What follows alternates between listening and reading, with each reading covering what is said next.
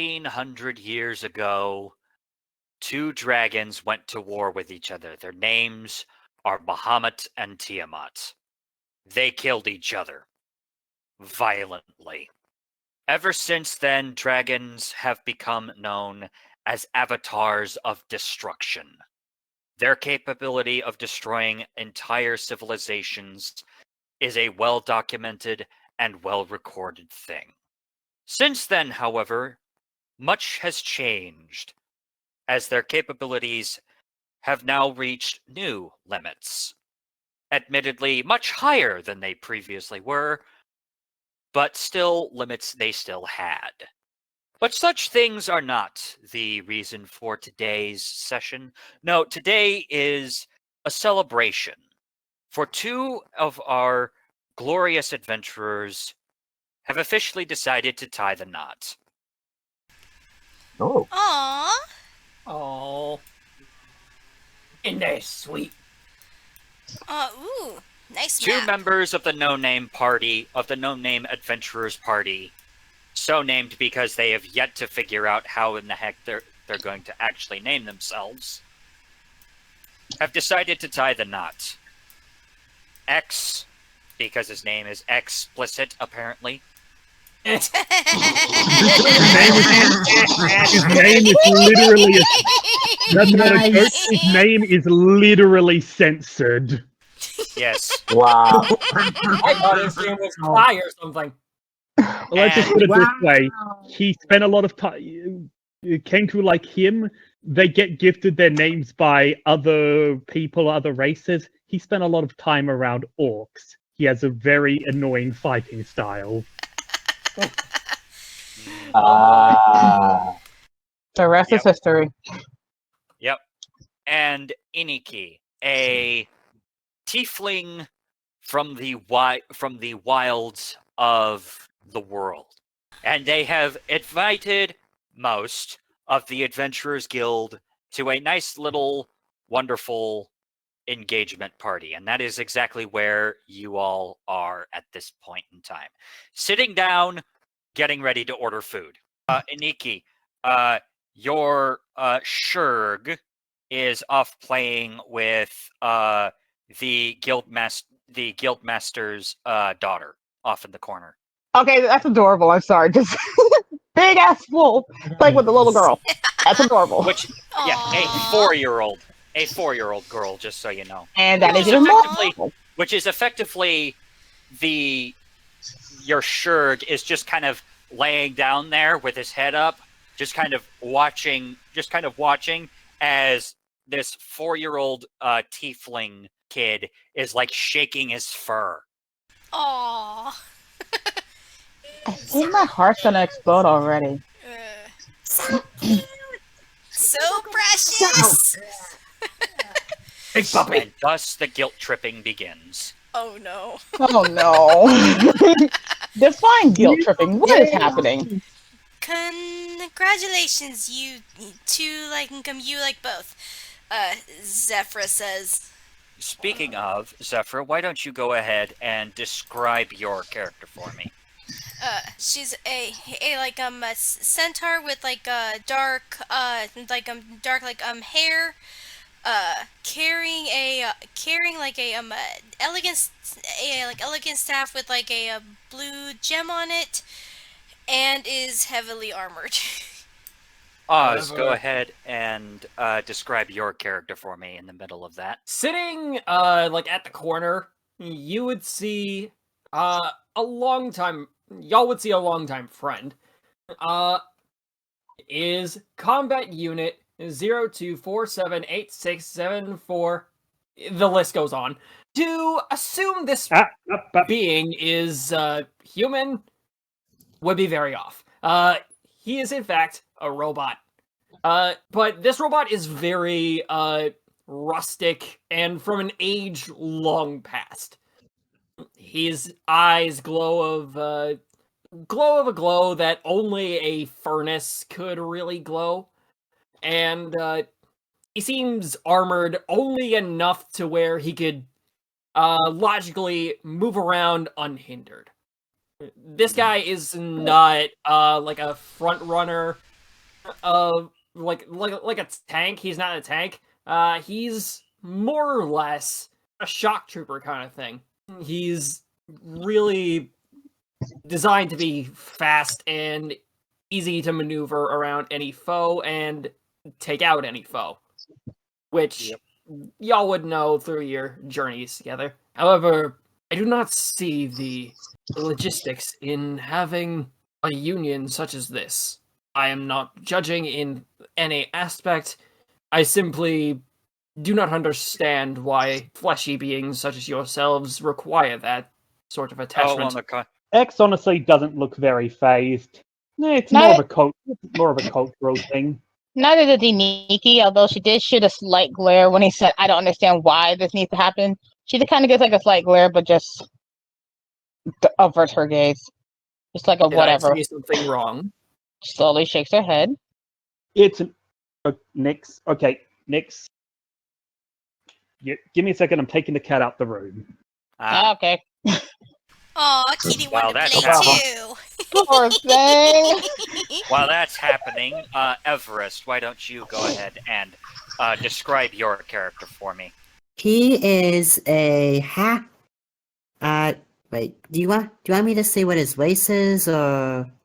If you'd like, I can go ahead and describe him for you. Yes, please, because I am not very good at this. Everest is a half dragon, half Shadar Kai elf, who has basically decided, for reasons unknown, to adopt a slightly more draconic form at this particular time.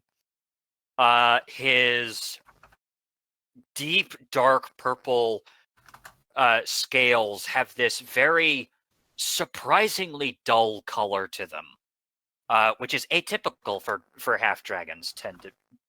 Typically, probably from just lack of like scale polish or lack of care about having scales, and just and he is a beefy boy.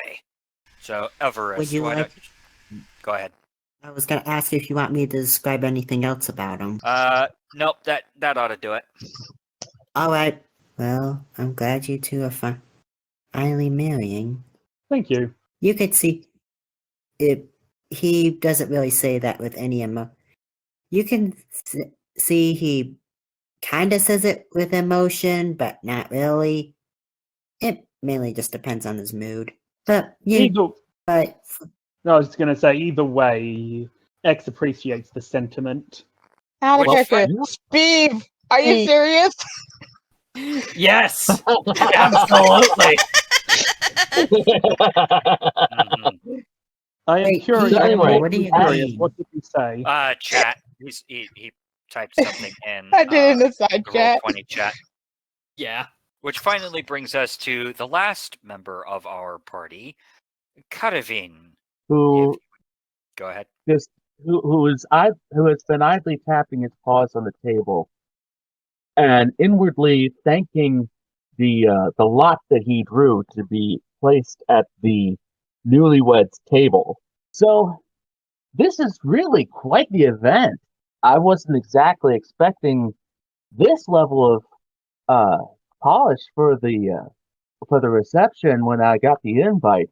Hey, I'm happy just to be here. You can. And Carabine, as you'll see, has dark midnight blue fur, wearing magician's attire, and a hat with cyan stars. On his face, you'll see that he is wearing an eye patch adorned with a star-shaped gem over his right eye. And around his left eye, there is a marking on his fur, where around his left eye in white is the shape of a question mark. And you will see also by him at the table, leaning up against it, is a cane, the head of which is a brass figure in the shape of a question mark as well. Okay, I actually have a question about that. Yeah? So you said he's got a cane. Where's the Undertaker? Oh, come on! I was thinking Riddler, Buddy, but why?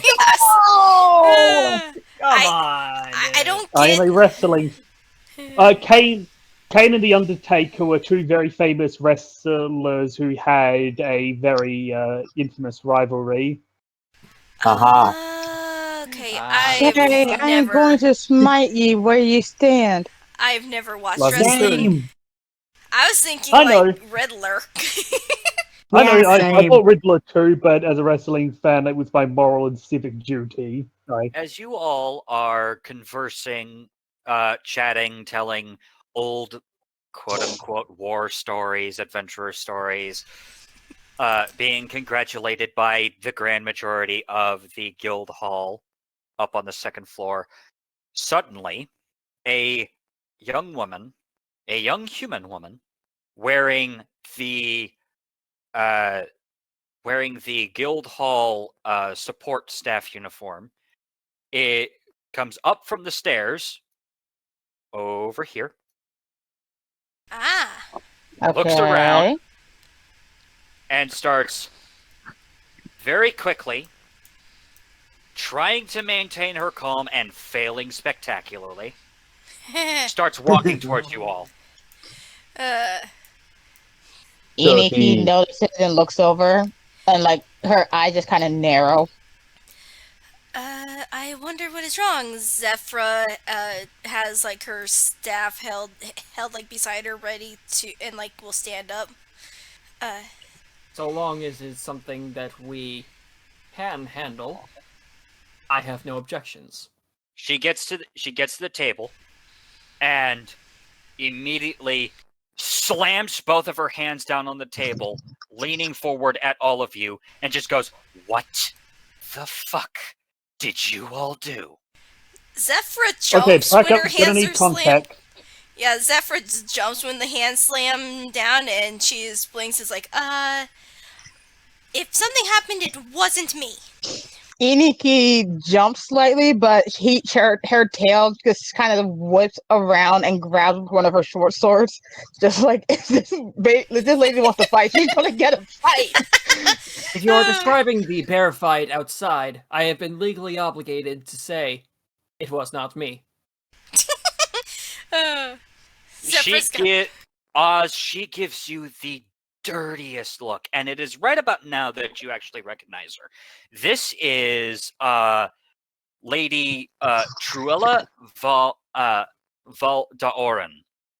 She is she is effectively right beneath the guildmaster in terms of authority here, and she effectively runs most day-to-day operations. And while all of you have certainly met her being in this particular state of genuine terror is rare.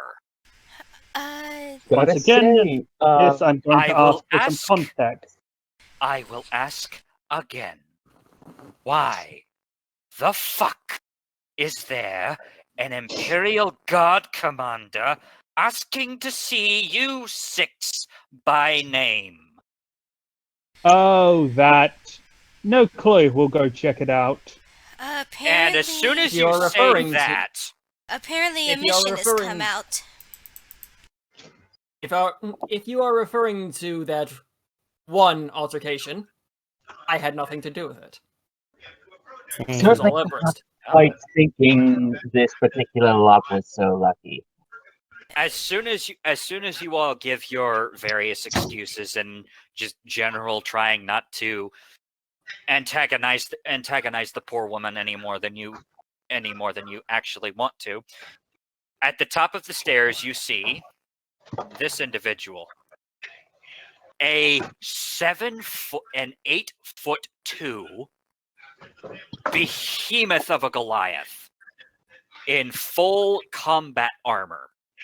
Full Iniki combat just stares. power armor.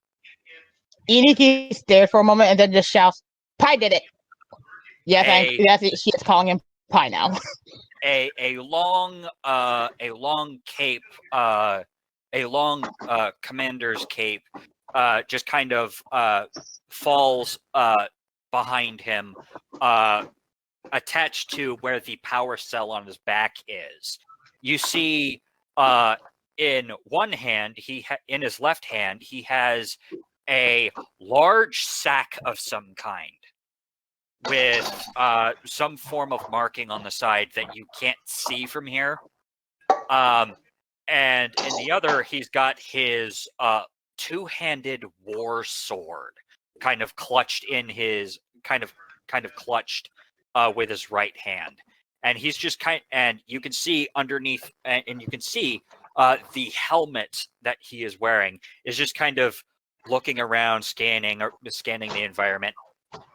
Immediately locks eyes with the rest of you, with all of you. Oz Hello. is just Come going on. to look. Oz is just going to look back, full demon mode, just turning the head without moving the body. Zephyra watches like the one approaching, and then looks at the rest of the table, and it's like okay, so which one of you broke something, put something into the barracks that wasn't supposed to be there, or took something? Iniki points at Oz. The funny thing is, Oz just Oz simply returns his head to his normal position and just states, "That is a lie, and you know damn well of it." Can you guys hear me okay? Yeah, I can hear you now. I can hear you. Yes, we can hear you. All right. As he gets outside closer, the thing, you just hear the dull thud of his combat boots as he gets closer, and the ever so slight wear of the power suit, of the gel suit underneath the combat plates. And he finally gets to here. He says, "Madam," and underneath and from beneath the voice you hear, "Madam, please stand aside." She immediately gets out of the way. He takes the exact position that she was at, holds up the bag in front of you all, and lets it go with a resounding "Psst." So what services do you need? As the bag hits the table with the sound of money, a lot of money. Okay, like I might jump the gun there, like Zephyra, eyes like wide, is like, so what services do you need, like, from us? Thinking of just like, that could pay so much rent. Iniki looks at X, and then he takes his hand to poke at the back because she's not trusting it right now. Once again, Carabine will actually see this, stand at attention. Hold on. What are you saying, Luna? I said, sorry, X just says, once again, context, please. Oh. Carabine. He just seems to be waiting for you guys to open it. If no I'll one bite else... the bullet. I'll open it. I'm about to say, like, if no one else does, Alright, will. And so what's Carabine? You undo the clasp that is keeping this bag closed, and inside is 750,000 crowns, aka platinum. Oh my Asmodeus. This is probably not the right time, but you remind me of the behemoth class warriors that I used to work alongside. So Carabine will actually stand stock straight up and present himself basically as a soldier would to his general, and proclaims, "What are your orders, sir?" Because he is all in on this. From the speaker in his helm, you hear, "Do not mock the Imperial military, please. The Emperor wishes to speak with you." And immediately. I would like to add that Oz just additionally looks at Caravine with what you would assume is contempt, or whatever you would consider that stare, that face is metal, so it's surprisingly not very expressive. As soon as he gets done dealing with that, you actually watch as he takes both of his hands, grabs his helmet, and pulls it off, and underneath is actually a full-on Goliath. Completely shaven head. His nose is slightly crooked from probably getting punched in the face multiple times. And he just looks... and his look is almost completely stoic, while at the same time having this ever so slight look of, please, for the love of God, come with me. And please, for the love of the Creator, come with me. Oz, All right, this sounds like an emergency. Firstly, Oz just looks at everyone and says, "This is why I have properly informed you all of the unnecessity of noses. We need those to be able to detect smells, which helps us protect ourselves from poisons and other toxins. It also How helps about out the- with taste. That aside, I am not taking back that Goliath comment that I mentioned earlier, but how can we assist?" You have my Yeah. full assistance, sir, as, like, she does, like, another salute. Iniki just turns and whistles loudly to call for her companion to come. Probably dragging the 4-year-old. As soon as you do, Kakui just kind of looks up at you, sees what's going on, then turns to look at the kid, and just goes, woof. And the kid turns around, notices you all, sees the Imperial Guard captain, sees her aunt, her auntie, and just goes, and just goes, "Aww," as lets go of the Shurg's fur, and Kakui immediately begins to pad his way over to you. Aww.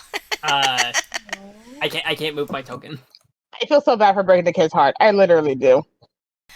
You can try pulling your token over yourself, and then Talon could, like, delete the one you cannot move. That might also work. Hold up.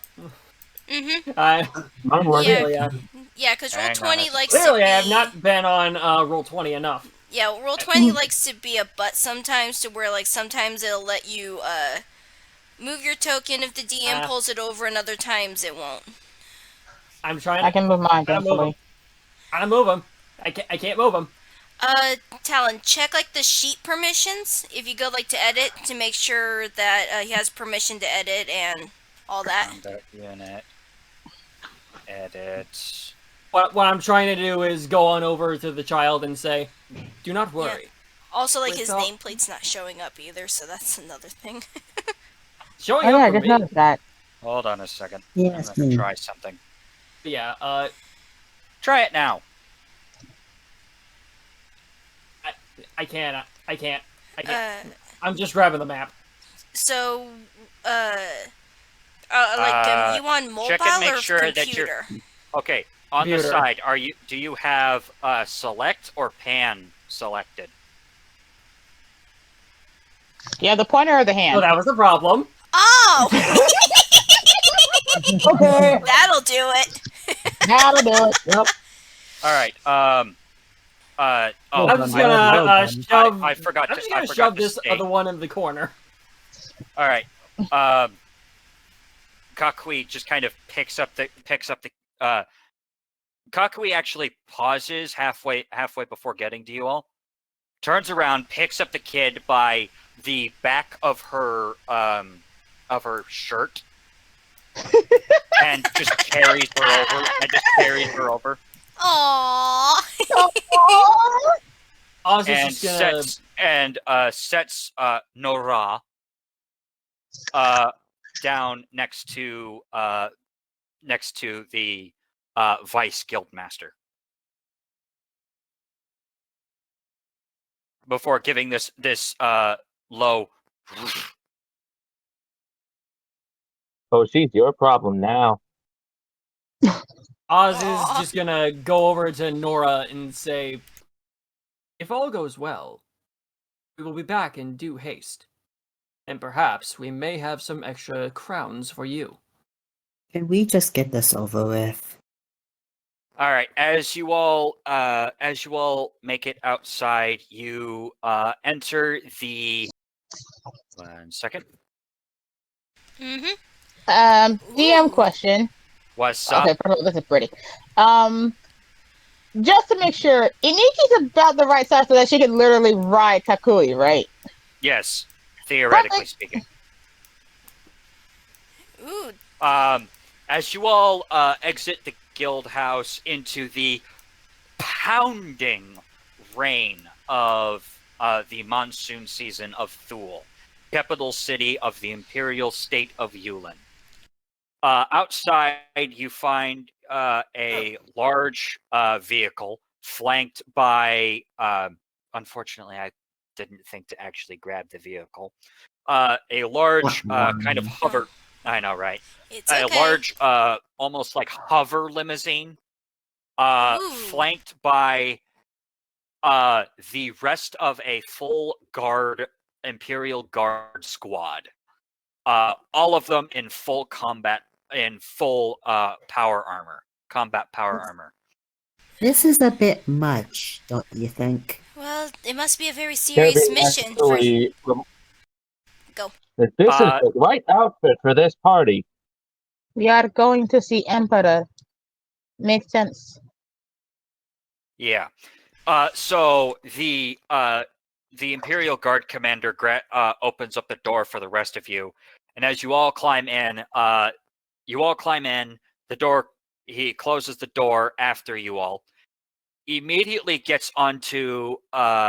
Immediately moves over to. Kind of gives the roof of the limo like a couple of knocks, and the limo immediately starts up and takes off into the air, and you all are watching as the massive gothic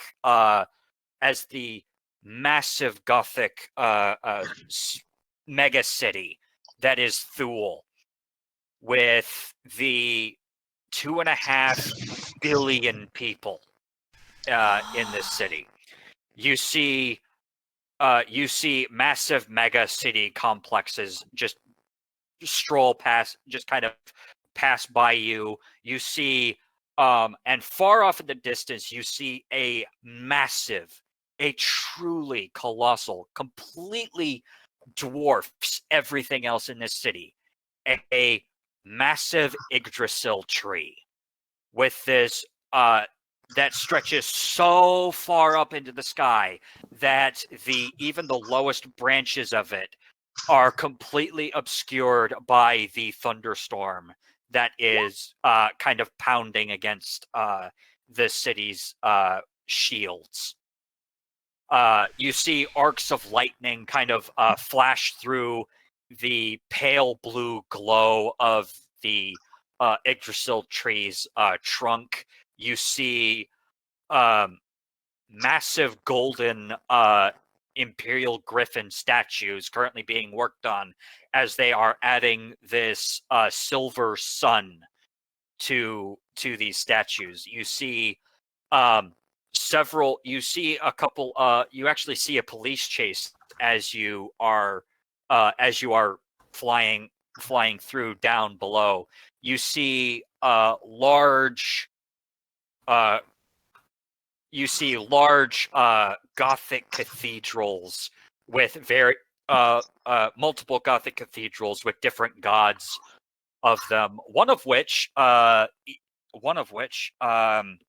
Zephyra actually recognizes as her goddess's temple, her resident temple.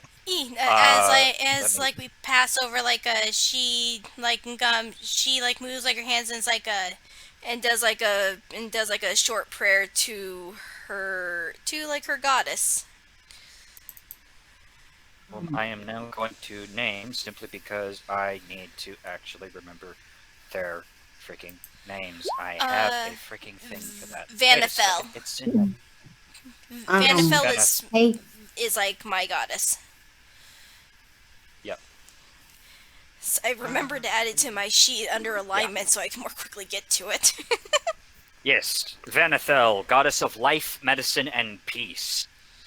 Go ahead. Talon, how big is the limousine? Big enough for all of you and then some. It's big enough to handle a centaur. And it's big enough to handle a medium-sized my character. It's big enough to handle okay. Fukui. It's fine. Yeah. And the Goliath, Anywho. of course.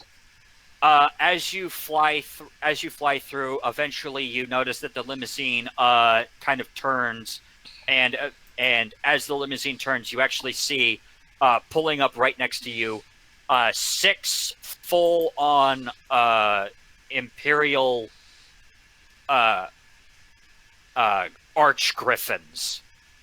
Their jet black feathers mixed with their gold fur as their absolutely titanic wings, especially by comparison to normal griffins, just kind of give escort to this limousine, very easily keeping up with the thing. Someone's repeating. Probably me, because I'm the only one talking. No, as in there's an echo. Yeah, echo, honey. I've been trying to make sure I mute my headset just in case there's some feedback for some reason with my earpieces. So I forgot to do that. All right, as you all finally after about 15-20 minutes of constant flight, you finally reach the Imperial Citadel. This massive Gothic cathedral-looking building with a large dome on top of it, this houses the Imperial royal family, the Imperial Senate, as well as the highest of the Imperial courts. Y'all get out into the still pouring rain of the monsoon season. Make your way through the large entry courtyard into the building. The black and gold of Imperial architecture still following you as you go, until finally you get to a large hallway with 2 massive wrought iron doors with crap tons of tech probably built into these.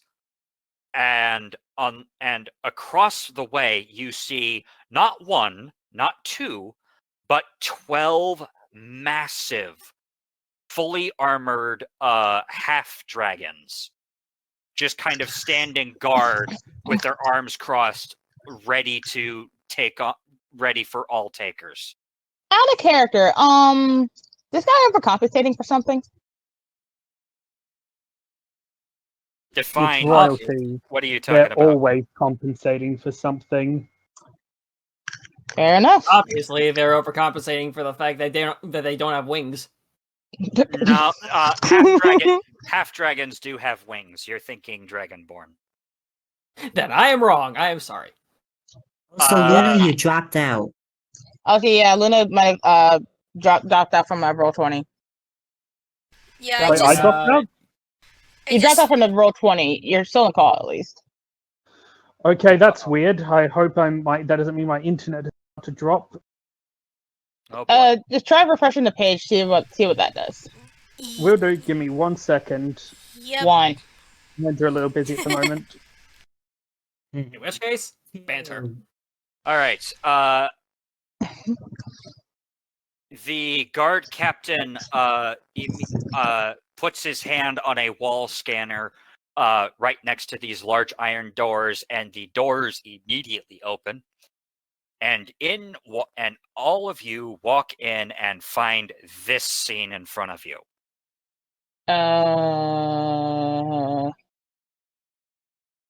Ah. I did it.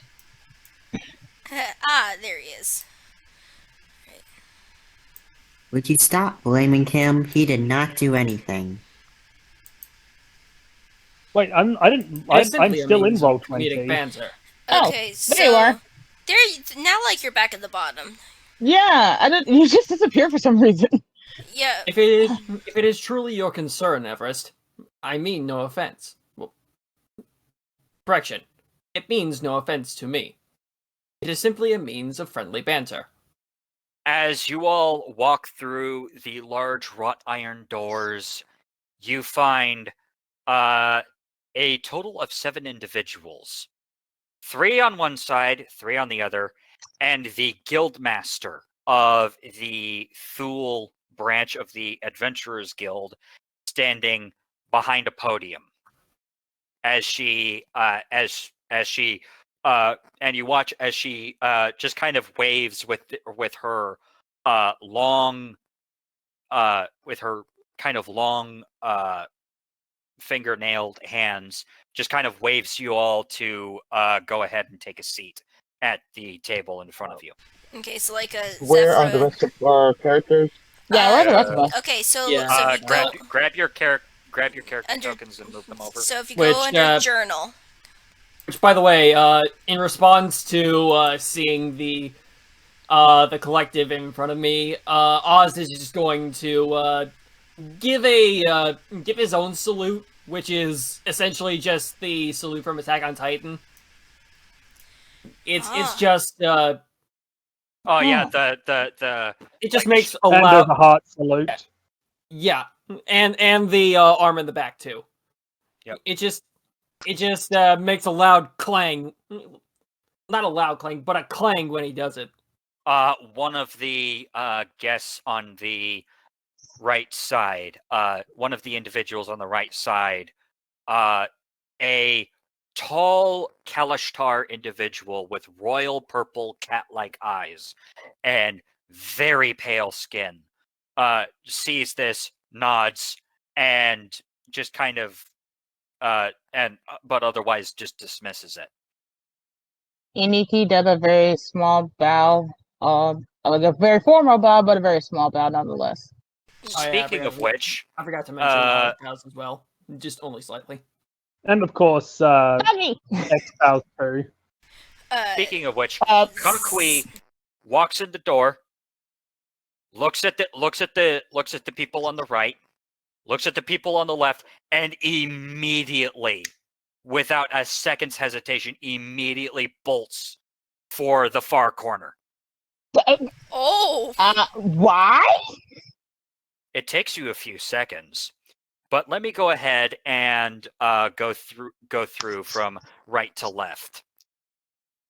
The first individual you see, the one in this dark jet black and blue armor, is none other than the Lord Commander of the Inquisition, Valakhad Talengrius.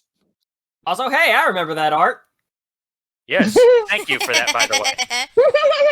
My commissions are open. Next to Valakhad, you see Queen Aziria Grias. I forget his. Dagnabbit, I don't know why I forgot his name. You would think I would remember the Emperor's name.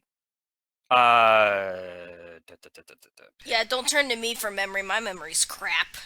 Why do you think why I'm jumping to that specific spot? Because I'm going to forget it if I don't.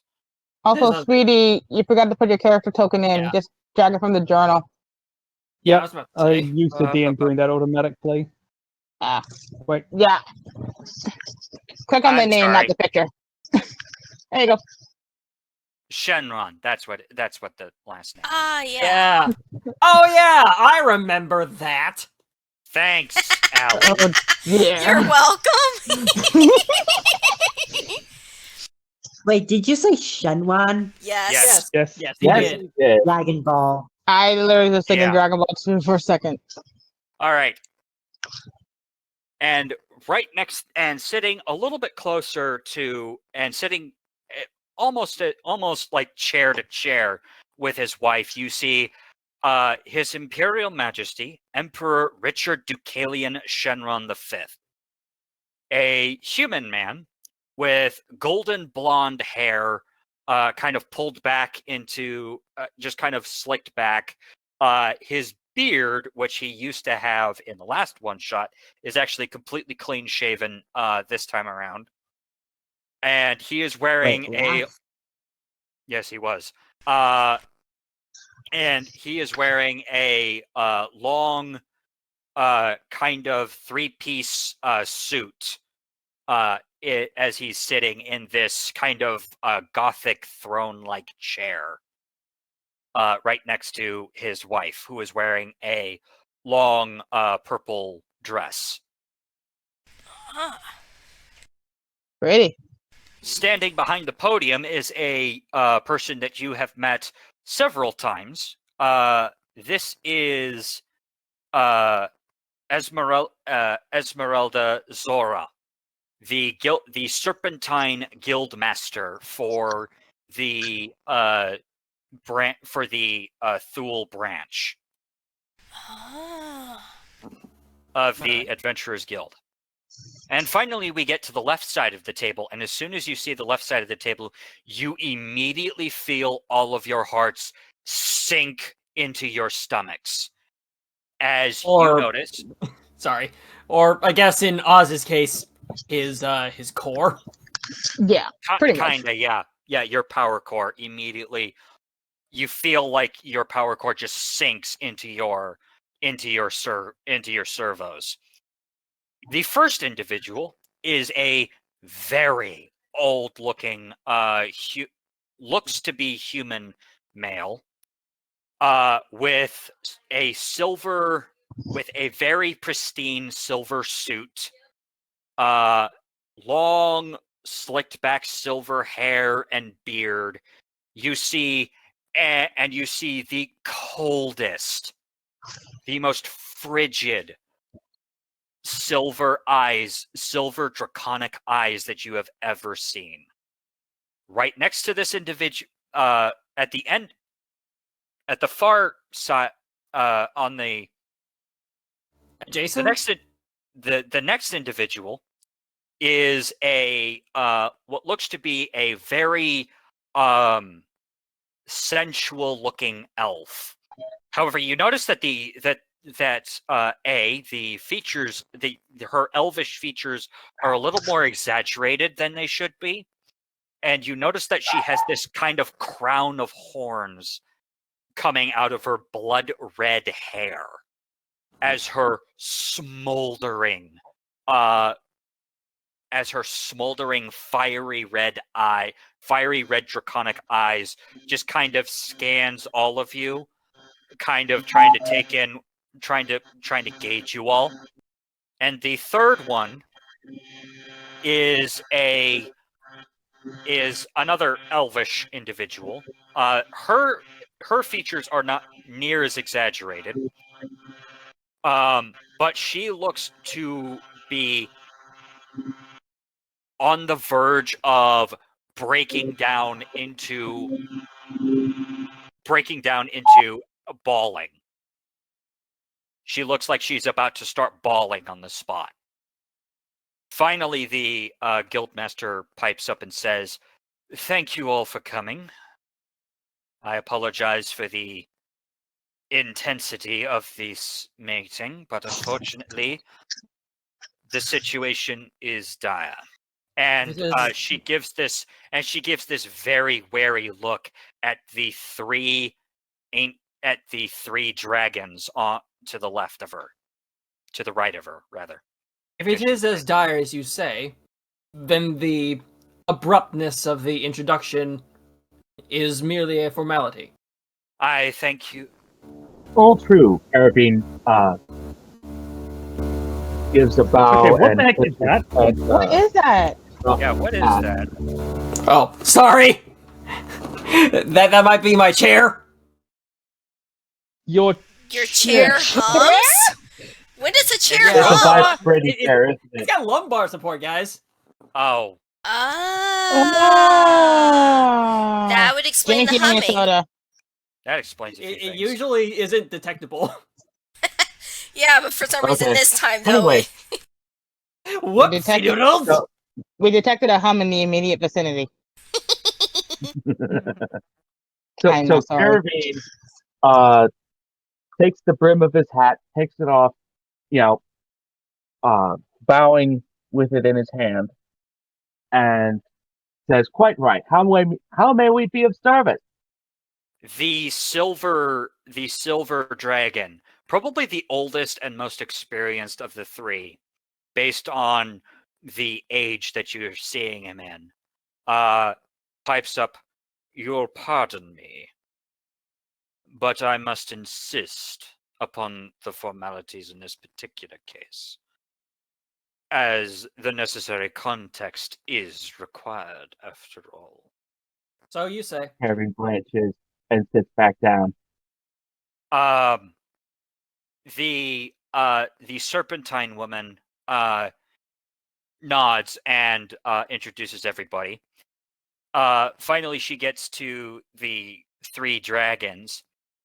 The silver Finally, I bring myself to our esteemed guests.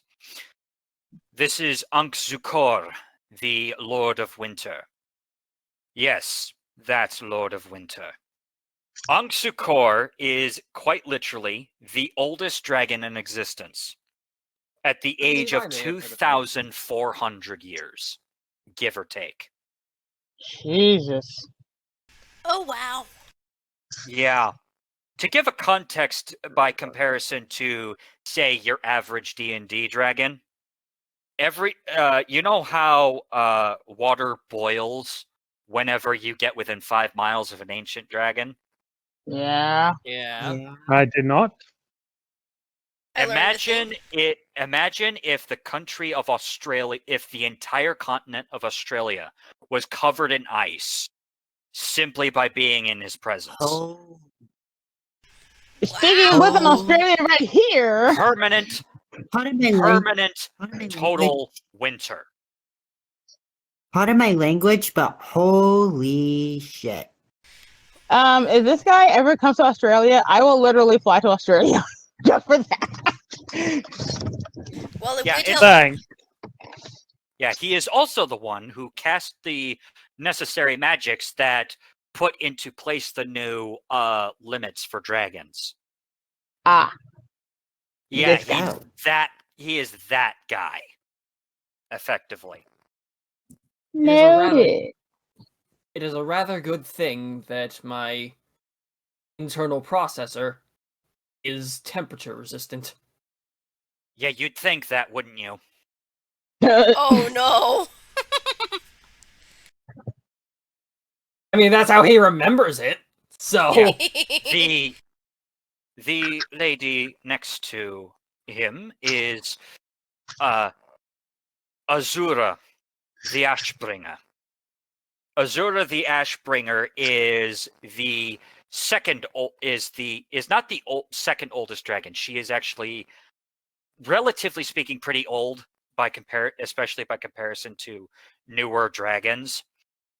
What she is, however, is called a Calamity class dragon, which is insane by comparison to normal dragons.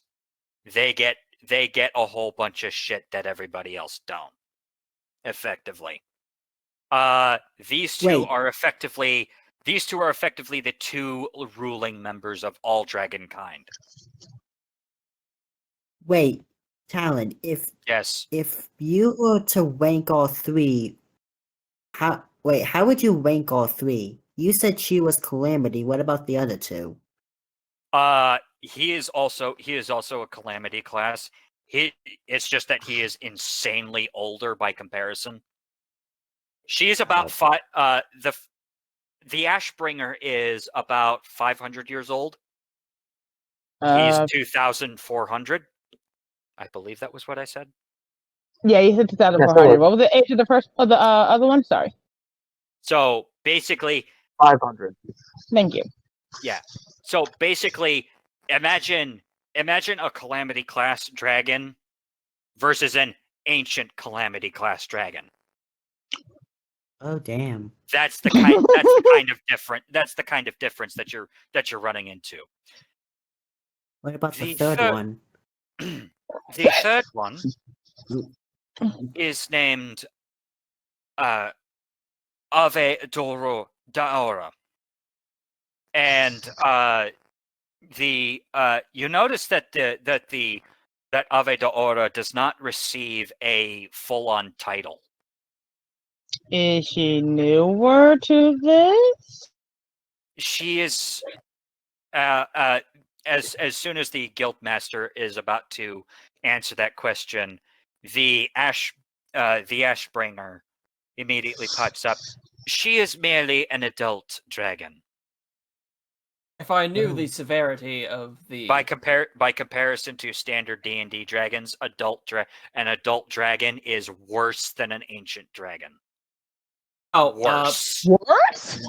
Worse. Wait, Which, by I the thought way, the ancient dragons were That strong. makes Wait, I thought adult dragons were. I thought ancient dragons were stronger than adult dragons. Yeah. yeah.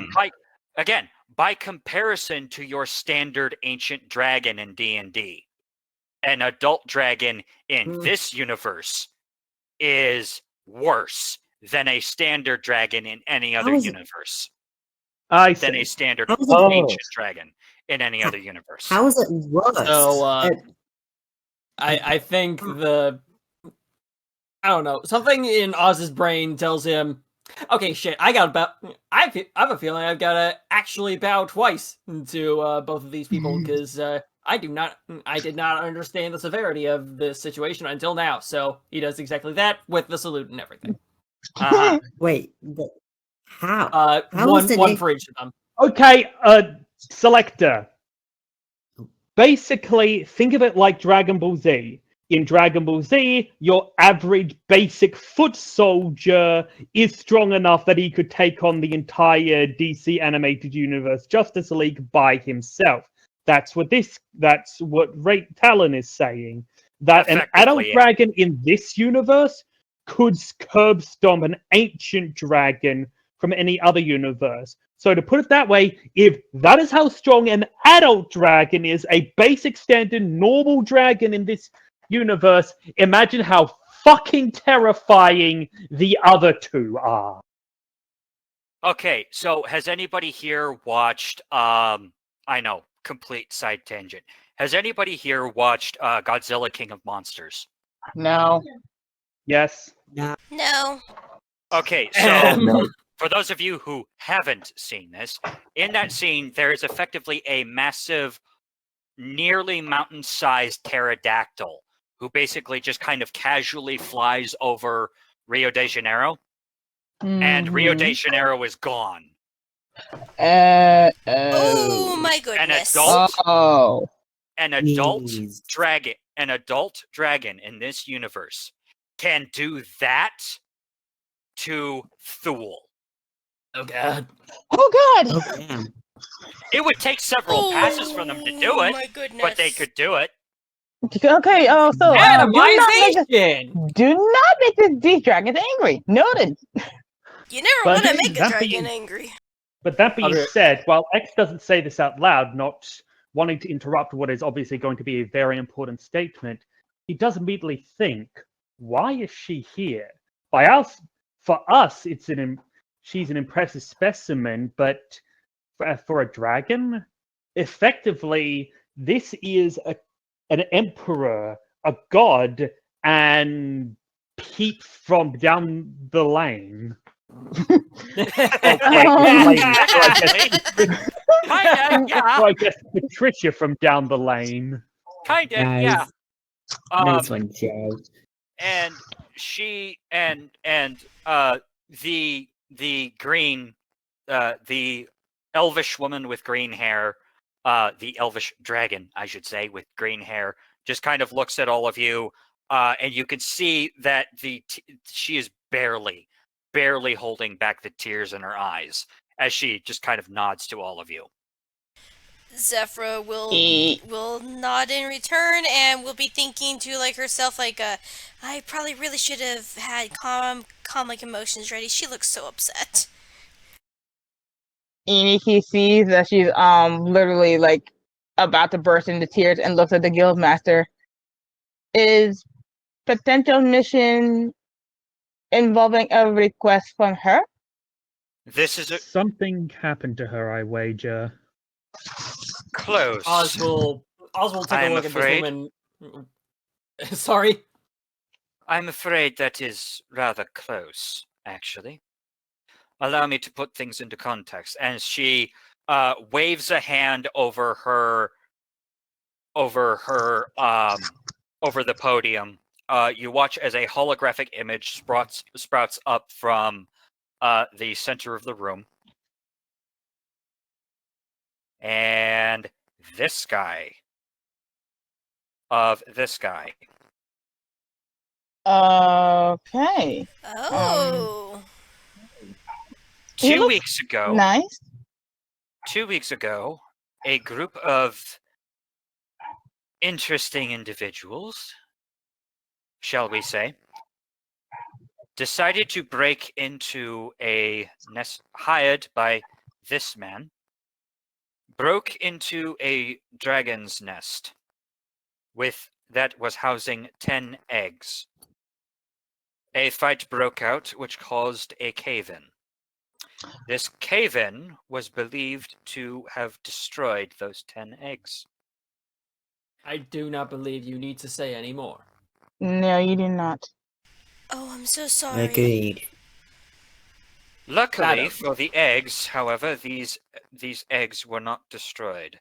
They were merely taken from the nest and were en route to this man here. They were then caught by Imperial Inquisition agents who were investigating a different matter altogether. They were and as soon as she finishes stating that, Volokod immediately bends over and states they were attempting to ascertain the location of a lich that was believed to be within the area. That information turned out to be false. She nods. After these individuals were captured, the eggs found upon their persons, and the information extracted from them, we managed to get that information yesterday. 24 hours ago, we received the Imperial State received a transmission from the father of these dragons, Zuk 4. He has So powerful, he makes dogs angry. apparently. Zuk 4 has proclaimed that for the death of his children, all mortal kind shall suffer for it. As such, he has stated that Thule will be the first city to fall beneath him. He doesn't And know, does he? And it's in reaction to this that Oz stands up. If you're simply requesting us to take out this target, if I may be so bold in simplifying, You may. then you have my authority convinced. However, I believe there is more going on than what you are telling us. At least, at current. Am I incorrect? The political fallout is quite simple. If Zuk-Thor manages to destroy Thule, a all-out war between dragons and mortal kind will be unavoidable. As such, he needs to be dealt with prior to that happening. As soon as she finishes that statement, the Lord of Winter then pipes up with, "The Draconic Enclave has since disavowed him has since disavowed him.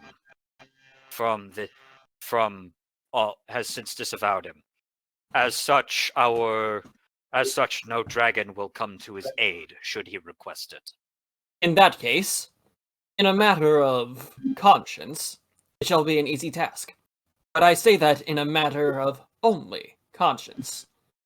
I do not imagine a dragon of this size would be simple to tackle head-on, as my colleagues would say. We might need extra preparations, but I am for this. We must preserve life and peace of well, here as well as everywhere else that would be hit.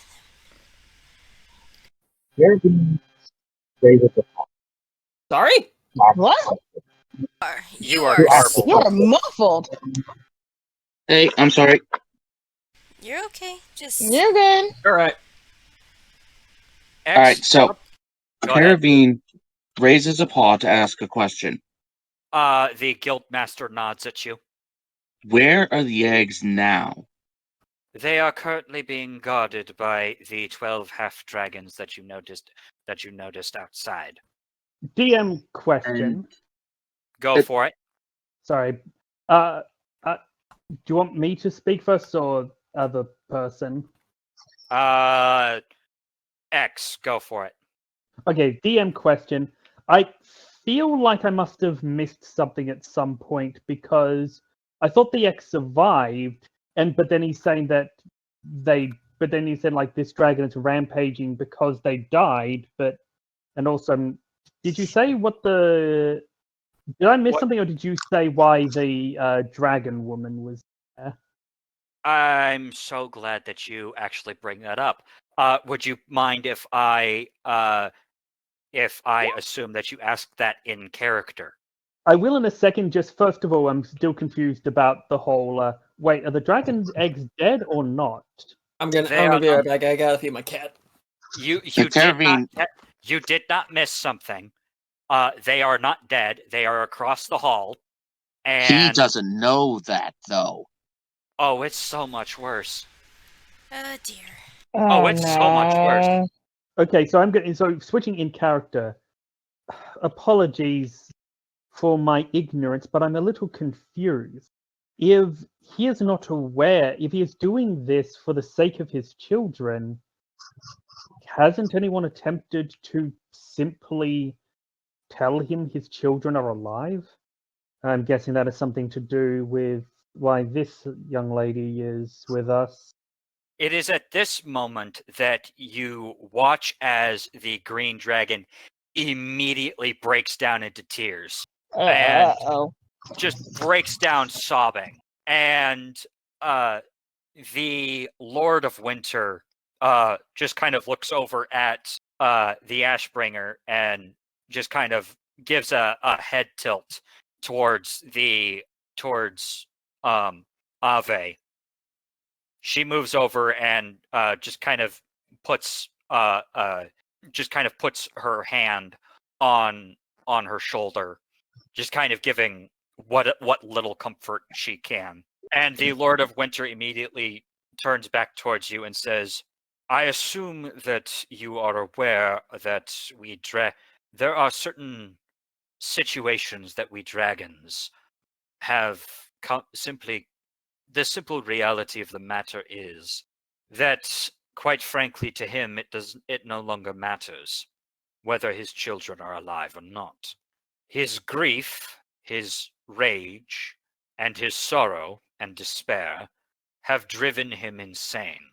When dragons do not feel emotions as you all do. When we feel an emotion, it is 10 times more powerful than any other than how you would feel it. Should, for example, a dragon feel too much joy, they could be driven mad by that joy, by the sadness, by their rage, by their grief. As such, no longer is it. He is no longer capable of thinking clearly. He has been driven insane. And he looks at the young woman. As such, as it stands right now, unless a third option is opened to us, the options are quite simple. Kill him, or allow him to start a war between dragon kind and mortal kind, which I don't believe I need to point out, but I will anyway, will destroy the planet that we all call home. Oz will stand up as well. Oz will stand up once again. I was part of one such war, except it was not with dragons and humans, or mortals as you would refer to it. It was more a literal case of man versus machine. That actually did not happen. Sorry. I apologize. The In man which versus case, my brain. In yeah. which What case, what you're referring to is actually the Great War in Heaven, which caused the deaths of most, if not all, of the D&D gods that you are all familiar with. Honey, what are you doing? okay. Nothing. which I case, actually I was trying to read that, but I don't know how to read something without Oh, clicking on it. click Ah, the sorry. eye. It's a tiny little eye. There you Which, go. in which case, yeah, my bad. I'm simply going off lore of Oz. But anyway, Yep. in all seriousness, no, he's gonna turn to the woman in green and say, "If you require extra consolation, I shall assist the best I can. I have been told by a few other parties outside of this one that I am quite a calming presence." Go ahead, Iniki. Well, Iniki was about to say, like, there is no way to talk sense into rampaging dragon. No longer. We have already tried. May I make a request? The Guildmaster nods. First of all, and I forgive my impertinence, but you still haven't said what her part is in all of this. Second, this may sound odd, but may I see these eggs, please?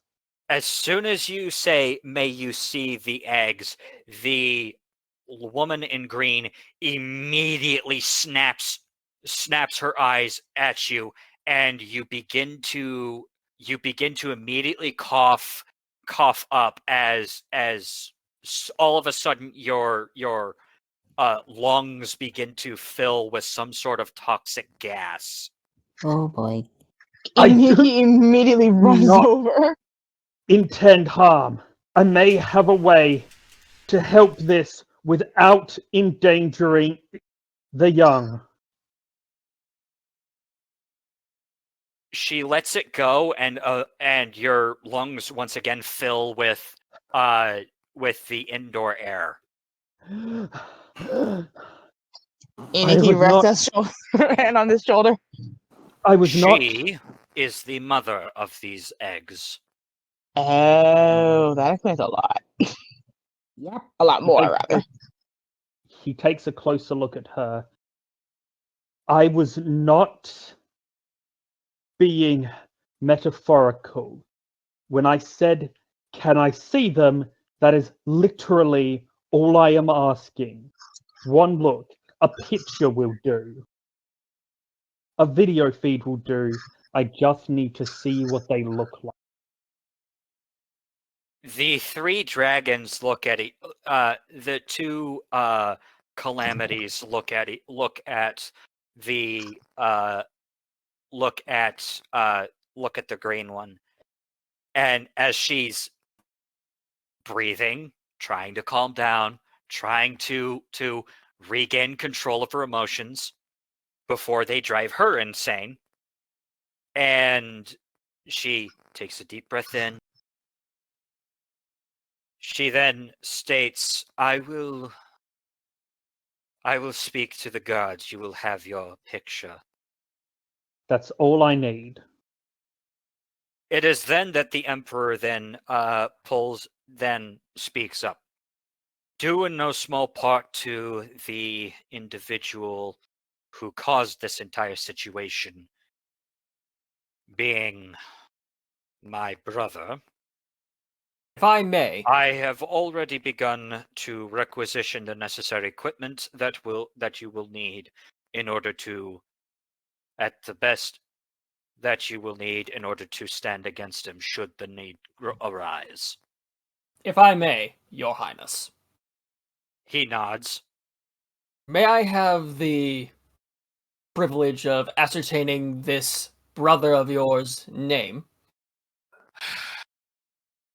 My brother, Vukor, is something of an is an individual who, prior to my ascension to the throne, was believed to be the favorite.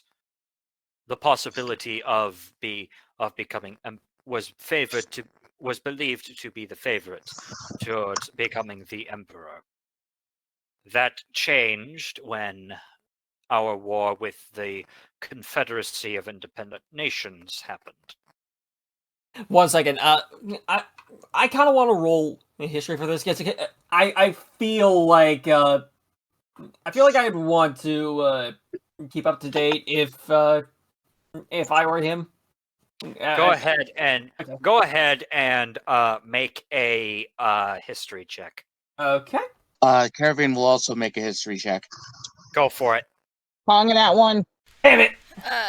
Could Zephyr It's a good also thing I don't have any modifiers. could Zephyr also see if any of this rings any bells? You may. Okay, let's find out. I don't know why you rolled with advantage, but okay. I'm sorry. Wait, I can't actually. Okay, so if you go to the gear, because that's not turned on by default. So if you go to the gear, at the top, you should see roll quarries underneath character sheet type. Change it to advantage toggle, and you'll be able to choose. And if you activate whisper toggle, you can activate choosing between public and to GM for your rolls. Perfect. I'm sorry, where is that? I'm on the gear. I got it. Oh, there it is. There you Okay, go. thank you. But yeah, I guess I don't know anything. Caravan apparently don't. does. You don't, Apparently but so. Caravan and Zephyra are very much aware of this. Vukor is actually, contrary to popular belief, Richard Deucalion Shenron V is actually not the oldest was not the oldest child in the royal family. Vukor was. However, due to how the political structure of the imperial state is, basically what happens is the Senate decides who takes up the next position of emperor. Oh, I was trying to roll history about the events with the Confederacy. Oh, the events of the Confederacy really mean nothing at this point. Okay. The entire point of the Confederacy at this point, as far as this particular situation is concerned, is Vukor was a politician who, quite frankly, did not have the necessary. Who I have a Babylon 5 reference, but unfortunately, nobody here has seen Babylon 5. I don't think. You know not. Sorry. I have not even heard of Babylon 5, so I'm not surprised. I have heard of it, but haven't seen it either. Go watch it. It's really good. If you like Mass Effect, you will love Babylon 5, because Babylon 5 actually does its homework, unlike Mass Effect. Anywho, so I mean, Mass Effect did its homework too, until certain parts of the game. yeah, until 3. Anywho, so Vukor was a politician. Richard was a soldier, effectively a very, very good soldier. He was prior to him becoming the emperor. He was actually the commanding general of the entire imperial state military at the time. And it is if 75% of the reason behind why the imperial state won that war was because Palestinian technology ended up in imperial hands, it was the other 40 would be because of him. He was that good at his job, which is what swung the vote into his favor. Does that make sense? Which means the brother thinks it was stolen from him. Effectively, yes. Essentially, Voko, is that the name? Yes. Essentially, Voko is Urdusk and the Emperor is Ravus. Got it. I would not know. Basically, Urdusk Urdusk pretended to be the Urdusk had the rank of general, but he actually had no military competency whatsoever. He was just a bureaucrat, really good at kissing ass to get into that position. Ravus was the one who handled all the actual military strategy. Mm-hmm. Oh, now I remember who that character is. Yeah, effectively like that. Yeah. So how I'm going to act out this little Nat 3 is I do not understand these familial squabbles. Don't worry about it. Given the situation, my brother will be adequately punished. You need not worry of that.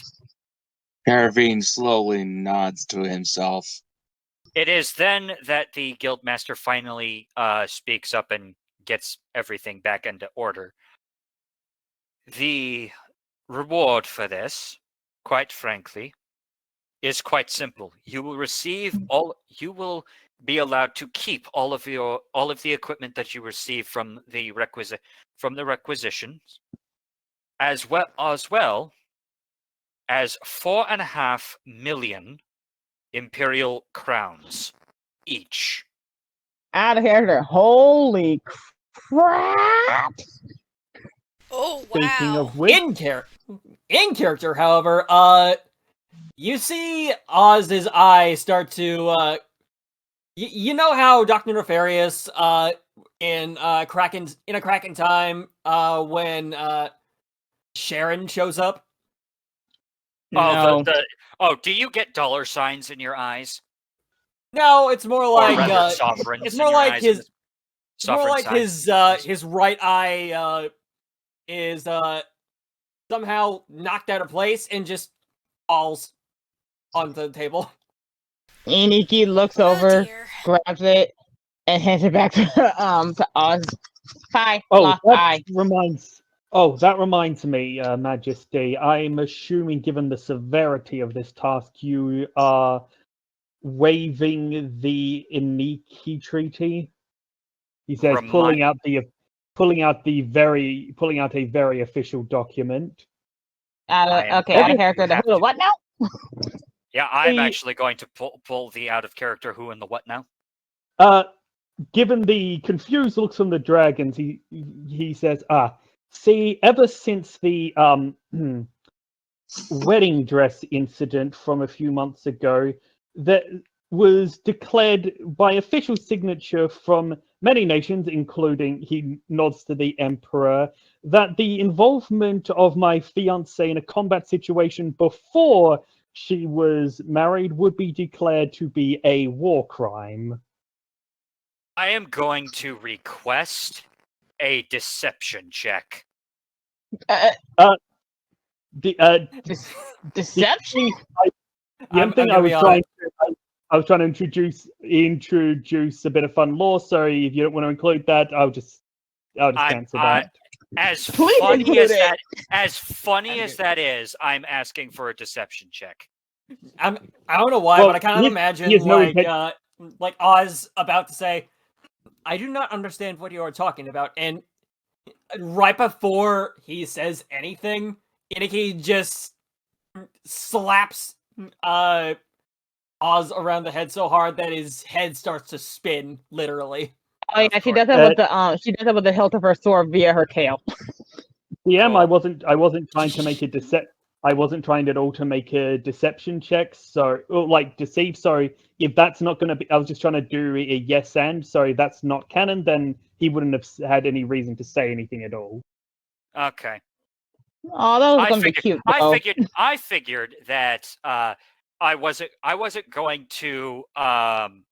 What I was planning on doing was having you roll a deception, just to see if you got the dragons to believe that. No, unless there was actually a contract in place, it could prevent Iniki from a treaty in place that could potentially prevent Iniki from fighting. In a situation like that, he's not going to make something like that up. Okay, in that case, that would only work with that.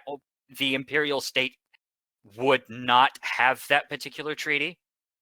They either have not signed that treaty, or they have not been, or that treaty has not been brought to their attention. I will let you tell. Oh yeah, I will let you tell me. Oh yeah, because we could say that they've only recently come to this area, I guess. Mm-hmm. So I thought from the "what did you do" that we were like known public figures. Yeah, don't get me wrong.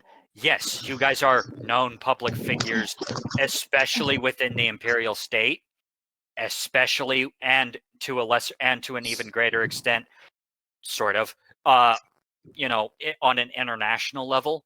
The issue is that treaties like that are very, very specific.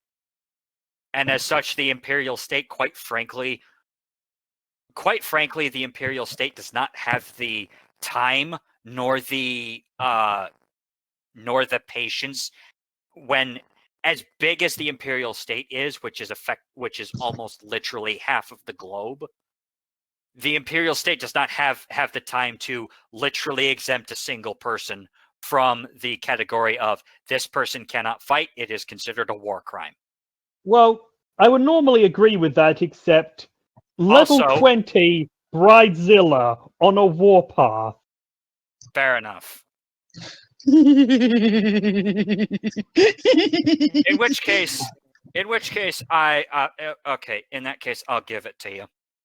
I'll give it. And during this whole exchange, Caravine is looking at the slip of paper that he drew for his seating position for lots at the reception. He's like, what have I gotten myself into? A great and terrible thing, I will tell you right now. The Emperor just kind of looks at you and just goes, "Creator, help me! I forgot about that. Treaty." Yeah, it was. I think the town is still rebuilding after that incident. Iniki slowly looks away. She was rather stressed. She was rather stressed that day, but I figured I should ask so that getting her involved didn't immediately start new war after we prevented this current threat of one. Oz just stops his head in time to meet eyes with Iniki, just giving her the glance of, I will remember this. She gives a glare that says, I'll do it again if you say something stupid. The Emperor then just kind of, may I see that? Yep, and he holds out his hand. Yep, he hands it over. He immediately looks at it. He immediately looks at it, reads over it a second time, hands it off to his wife, who then reads it over again. They both look at each other and go, there's a very easy way to fix that. I figured, but I thought it was only something that could be done with your authority. Simple. We can just marry you right now. Oh, excellent. Iniki's Honey- eyes widen. What? For the record, I I do. I have slight objections to this. Wait, who said that? That would be Oz. We have already, if I may, we have already established venues that would be very difficult to cancel. Look, we can get married now, have the party later, and avoid an international incident. Caravine seconds this motion. So does everyone. Oz is processing. He looks at the emperor, then just kind of looks at the paper, just to check the name, just to make sure that he was getting names correctly. X, do you solemnly swear to love your wife and blah blah blah blah blah? I do. Also, DM, do you think it would be funnier if, like, on the wedding paper, it's actually his real official name? So he has to Yeah. basically say a very extreme orcish curse in the middle of the room. Yes, it that would actually end up on the official thing. Unfortunately, he doesn't have the official thing on him. He's just doing the whole "I'm getting Fair you enough. guys married now to get this over with." Fair enough. Fair enough. That And, was hilarious, though. Okay. I would this is also too like to, hilarious. Do you solemnly swear to love and hold your husband and blah blah blah blah blah? I do? I now pronounce you husband and wife. You may kiss the bride. Wait, Yep. what? He basically grabs her, dips her, and being a bird without lips, he can't really kiss her, but he does, like, nuzzle her against her cheek. If it was possible for Iniki's face to turn redder, it would at this point. I'm imagining blood red, like a collection of blood in her cheeks. Oh yeah, Enough she to where- looks enough at to where it's X. like enough to where it's like black. Pretty much, she looks at X and blinks a few times before she very, very gently bats him on the head with the hilt of her blade with her tail. Roll damage. God dang it. Oh god, I'm what do I I'm roll for this? kidding. Oh, I'm okay. kidding. Go for it. All right. With that out of the way, do you accept this assignment? Yes. Yes. I've got 2 yeses. Yes. Oz stands Caravine and takes himself back. sorry, you first. I accept. Oz stands, gives the salute, and says, "Affirmative." Oh, Zephyr says she'd be right back. I'm going to assume that she says yes as well. Yeah, we're gonna say yes. All right. Very well. The guildmaster then says, very well. We shall... I suggest you all get some rest. I guarantee you will need it come tomorrow. This meeting is dismissed, and I don't think I need to explain to all of you that what happened here is not to leave this room. Oh, we know. Obviously. Good. Acknowledged. Then you are dismissed. Objective acknowledged. And Oz is going to walk over to the lady, of course, and give a solemn bow before just going up to her, awkwardly patting her on the shoulder, just like it is full C-3PO, except stiffer, and it is clear that he has not done this much, but he is trying to give some stilted, but still there form of empathy. Mm-hmm. There. Oh my god, that's even better. Yes. As So, you all exit the room, you are then led to several temporary quarters. You are all given a series of temporary quarters here in the Imperial in the Imperial Citadel. Couple hours go by, and finally at 0500 the next day, you are all up, very tired from the fact that you guys are probably getting about 2 hours of sleep. Minus And Oz because he doesn't need sleep. Haha. Screw you, robot. Actually, no. X and Iniki are probably very tired, given the fact that they've gotten 2 hours of sleep. Fair enough. Wait, Why how us come? specifically? Oh, because they were. Why? You just got why? organized. Wait, Why do you wait, think? Shut up. Stop. Just say nothing. Say nothing. I'll get just put it this now. way: he has a high dexterity and charisma score. You're welcome. You find on. I'm blushing right now, guys.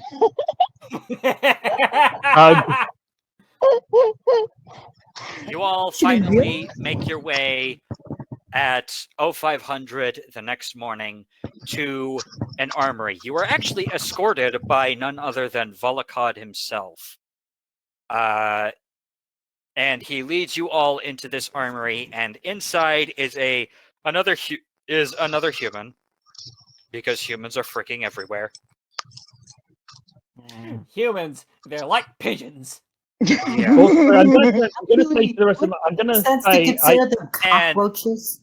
And this human is just kind of behind a desk, just kind of pouring, and is just kind of going over this list of various of stock. You all walk in with Volokod. He immediately looks up and notices you. Notices Volokod and goes, "Well, this is gonna be interesting, isn't it? All right. Tell me, what kind of damage are you people trying to get into?"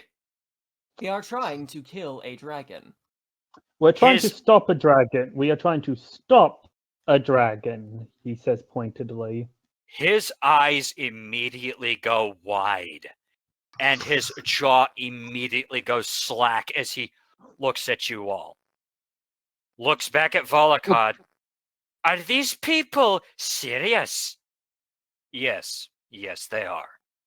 So please don't either spare that- any expense. It's And, either that Oz or is going to- annihilation. Sorry, Luna. I heard him. It's like it's either that or annihilation. Also, semi out of character thing, but X before they all went to sleep, X would request that everyone who is capable of preparing calm emotions do so for their adventure. Well, I can't. Have fun, guys. Capable of what? Zephra does Preparing calm emotions. Yep, like Zephra's got that, and let's see, would I be able to get that? And yes, you would have had time to prepare that, Alicia. Sorry, Zephra. Yeah, like I was able, like Hero's Feast, and then if I could use a thing to get that spell slot back, I can't remember how high I can recover. Do me a favor, Zephra and X, actually. Yes. Give me an Arcana check. Okay, let's see how this goes. Ooh, okay, I did pretty good. Ooh, not bad. The cleric is on ball right now. I'm worried about please get a combat. nat 20, honey. Please get a nat 20. Let my psychic abilities work.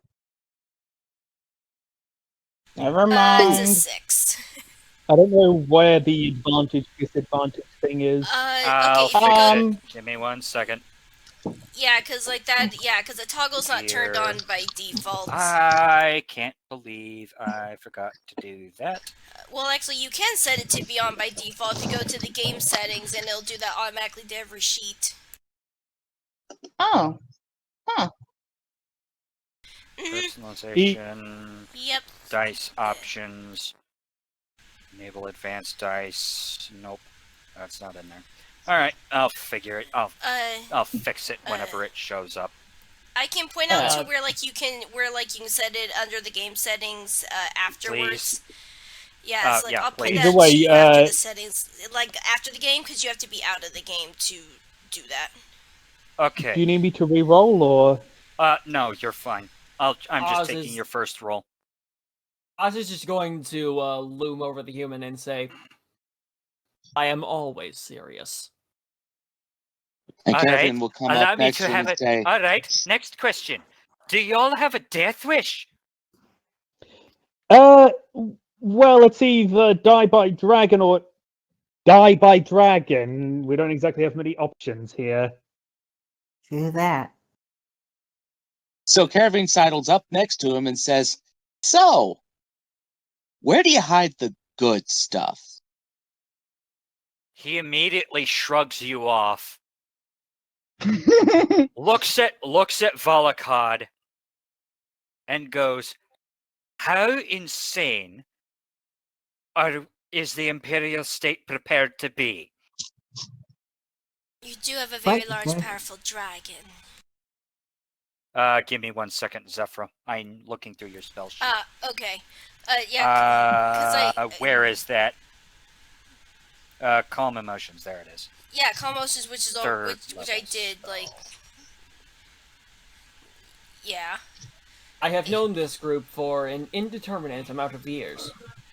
This is purely because I forget to check my calendar every now and then. However, the meaning of insane is purely subjective.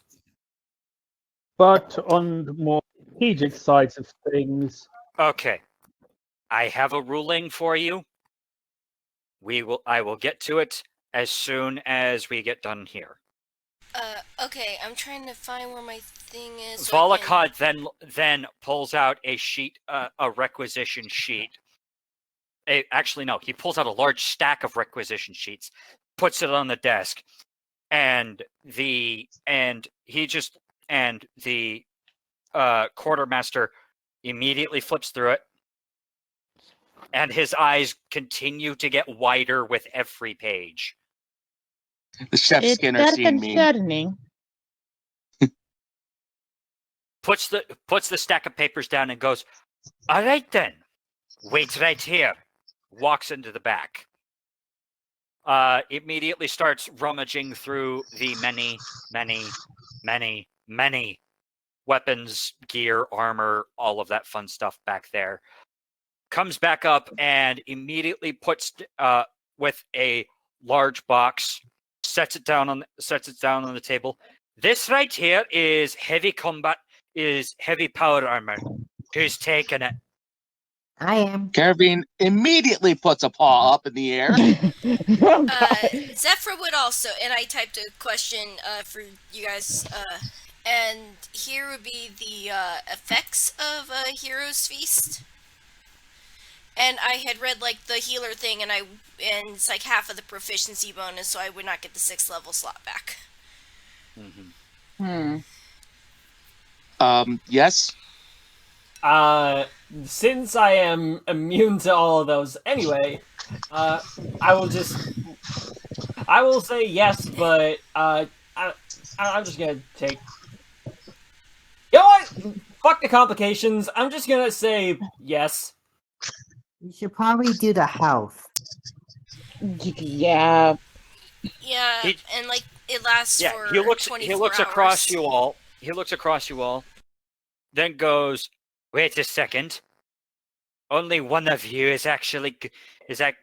looks particularly strong enough to actually use this."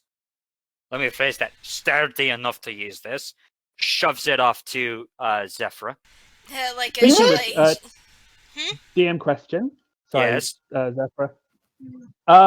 What class is everyone? Because I'm figuring that my character would know this by this point. Grave Domain Cleric. Everest is a barbarian. Yep. Oz is a monk. Iniki is a ranger. We went through that one, honey, together. Yep. I know. And Keravan is a sorcerer warlock. And the Oh. subclasses? I don't have one. Your Uh, Beastmaster. Everyone has. I was going to say everyone has a subclass. Beastmaster, sorry. Yes. I am the Grave Domain. Yep. Everest is a totem. Stop Totem. Platinum. Punchy boy. And the totem I'm using is a bear. And the others? I caught that reference. The Sorcerer Warlock and the what's the other one? That's amazing! Amazing job! Jesus! Amazing! Well, Okay then. Hex, your wife ain't going down anytime soon. No, as in no, no, not her. Not her. There's two missing. There's the we've got Everett, we've got Zephyr, we've got Oz is a Ascendant Dragon Monk, and Caravan is a, I believe it Wild is. magic sorcerer / genie warlock. Thank you. Thank you very much. What about Shurg or Koke? Shurg is Iniki's pet. Yeah, Kakui is Kakui. Yeah, It's Kakui Cookie. is Iniki's pet. Yeah. Hence the reason why I have Kakui down there Yeah. instead of up in the monsters section. Also, I can't believe my first roll ever. First roll. This is beautiful. First roll ever is a double 10. That's terrifying. Yes, That's not terrifying. That is Okay, terrifying. to be fair, Shay can attest to this. I am a good luck charm. I usually am pretty, I guess, quote unquote, psychic. Apparently. Yes. Anywho. So Caravan will pick up a set of the power armor and ask the Okay, so attendant, you all remember does this come when in I my was size? you all remember when I was asking you all what kind of power armor you wanted, light, medium, or heavy, Yeah. based off of what classes you were? Yeah. This is what that is. Right. I asked for medium. Yep. Which he then immediately goes back, grabs a couple things of medium power armor, which I believe is Everest and Caravan are the only two who wanted medium power armor. I believe, if I recall correctly. Yes. Yep, I know I did. Hands those off to you. Caravan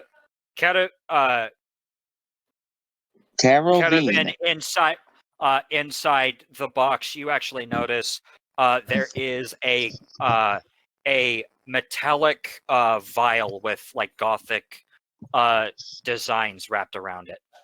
Caravan immediately recognizes what this is and goes to grab it, and I will be right back. I need to do something with this.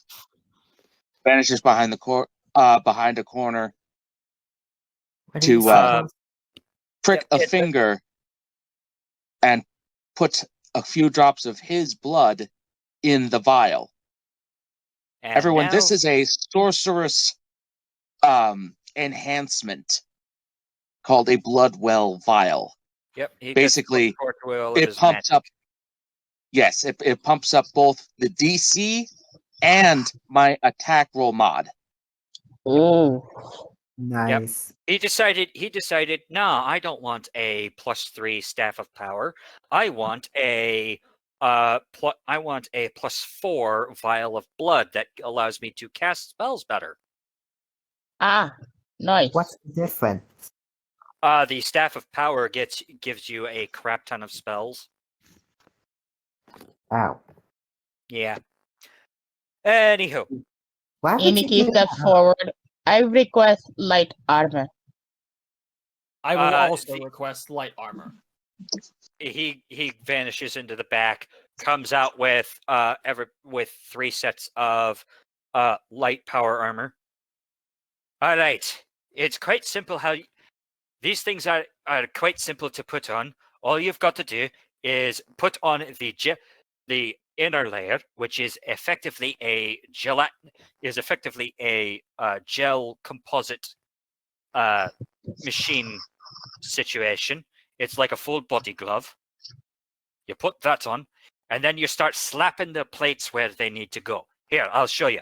And he pulls out the inner layer, after taking off his jacket and shirt, puts on the upper chest area, which covers pretty much from his almost right where his jaw meets his neck, all the way down to his waist, including his hands. And you see there are also like a series of sensors along where the waist is, where the pants would go, where would connect to. And then he then grabs the combat chest plate, just kind of slaps it on where his right onto his chest, and immediately pulls away. And you watch as the plates immediately like fit themselves real tight onto his chest and onto his chest area. Grabs the back plate, slaps that onto his back, and that also fits very nicely. Pulls a pauldron, puts that on there. If any of you have seen Batman the suit up scene in Batman Arkham Knight, think of that. Think of that. Think of that scene, and that's basically what happens here. Okay. I approve so very much. Nice. Also, of course, Iniki makes sure there's a way for her tail to get out. Same here. He actually notices it and immediately goes, wait. Grabs your box, grabs your guys' boxes, runs back, comes back with one that has like actual like tail armor that goes with it. Okay, that works. Okay. And after Zephyra comes out changed, she then asks about a med kit for emergency use. It's like a just in case, aka healer's kit. He immediately runs back, grabs a first aid kit, sets that on the table for you, and he immediately snaps, and then he immediately like smacks himself on the forehead, like, why in the hell am I not grabbing these already? Immediately runs back and pulls out this absolutely massive crate full of healing stems and sets that on the table. Wow. Oh, I forgot those. Ooh, that's gonna be useful. And it's like okay. I would like everyone to go ahead and roll me 4d8 for me. Okay. I'm not holding my breath, but if it happens again, I'm going to laugh. Let's see. 4D. Ooh. I'll take it. 19, not bad. Okay. Okay. I'll take what I got. I did okay. Look at my numbers. You all got really good. Oh my god. I did Caravan. 4. Caravan, Jesus. Caravan. I'm concerned about you now. He's Oh, Jesus, that's a squishy. lot. Okay, Oz, Shay. you get two superior and 2 lesser healing potions. Go ahead and mark that down for me. Shay. Yes. Roll 48 for us, sweetheart. Yep. Sorry about that. You're good. Got- Just wanted to let you know. Yeah, got a sudden message related to a fairly emergency scenario. But yes, 48. Is everything okay? It's the whole thing with Dogi and his rent. Uh-oh. Right. Wow. Oh, I hope they're okay. Okay, So- then. They should So be. Like, while granted he in this was situation, getting they this should be. crate, you will see Caravine actually pry off the figurehead of his cane, and he actually inserts the vial into the neck of the cane just beneath it and replaces the head. Okay. Okay. What's the figurehead look like? All right. I'm going It's to a go question down. mark. It's a brass question mark. Ah, right. You All right. motherfucker. Okay, so you'll notice I'm not worried about the end result of this. I'm worried what each individual D8 came up with. Ready? So Okay. Oz, you get a superior, a greater, and 2 lesser Okay. health potions, or as this universe likes to call them, healing stems. Caravan, you get a superior and 3 regular. Sorry, 3 Okay, greater. where do I find those? Is that something I can just look up in the compendium? Add them to your. Go into your character sheet under resources, and just put healing potion greater or healing potion greater or healing potion superior, and type out the number of healing potions you've got. When you use them, let me know, and I will look up what those do. Resource. Oh. Yeah. Oh, okay. I see it now. Everest, you've got 2 greater, 2 lesser. Iniki, you've got 2 lesser, 2 superior. I got blah blah blah. Sorry. 2 lesser and 2 superior. 2 lesser, 2 superior. Okay. Mm-hmm. Zephra, you have 3 lesser, 1 regular. Yeah, I didn't roll very good. Yeah, so okay, you said let's see here. Lesser healing.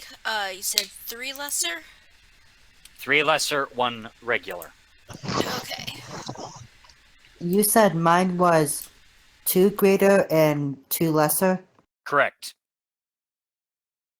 How heavy are they? I'm not worried about weight. We're calling them a resource, not equipment. Yeah. Okay. And I'm basically throwing weight out the window. Just For wanted this. to check. And finally, X, you got 2 superior, a lesser, and a greater. Oh, wait. You said I got 3 regular? Was that supposed to be greater? Yes, I'm sorry. I meant greater. My bad.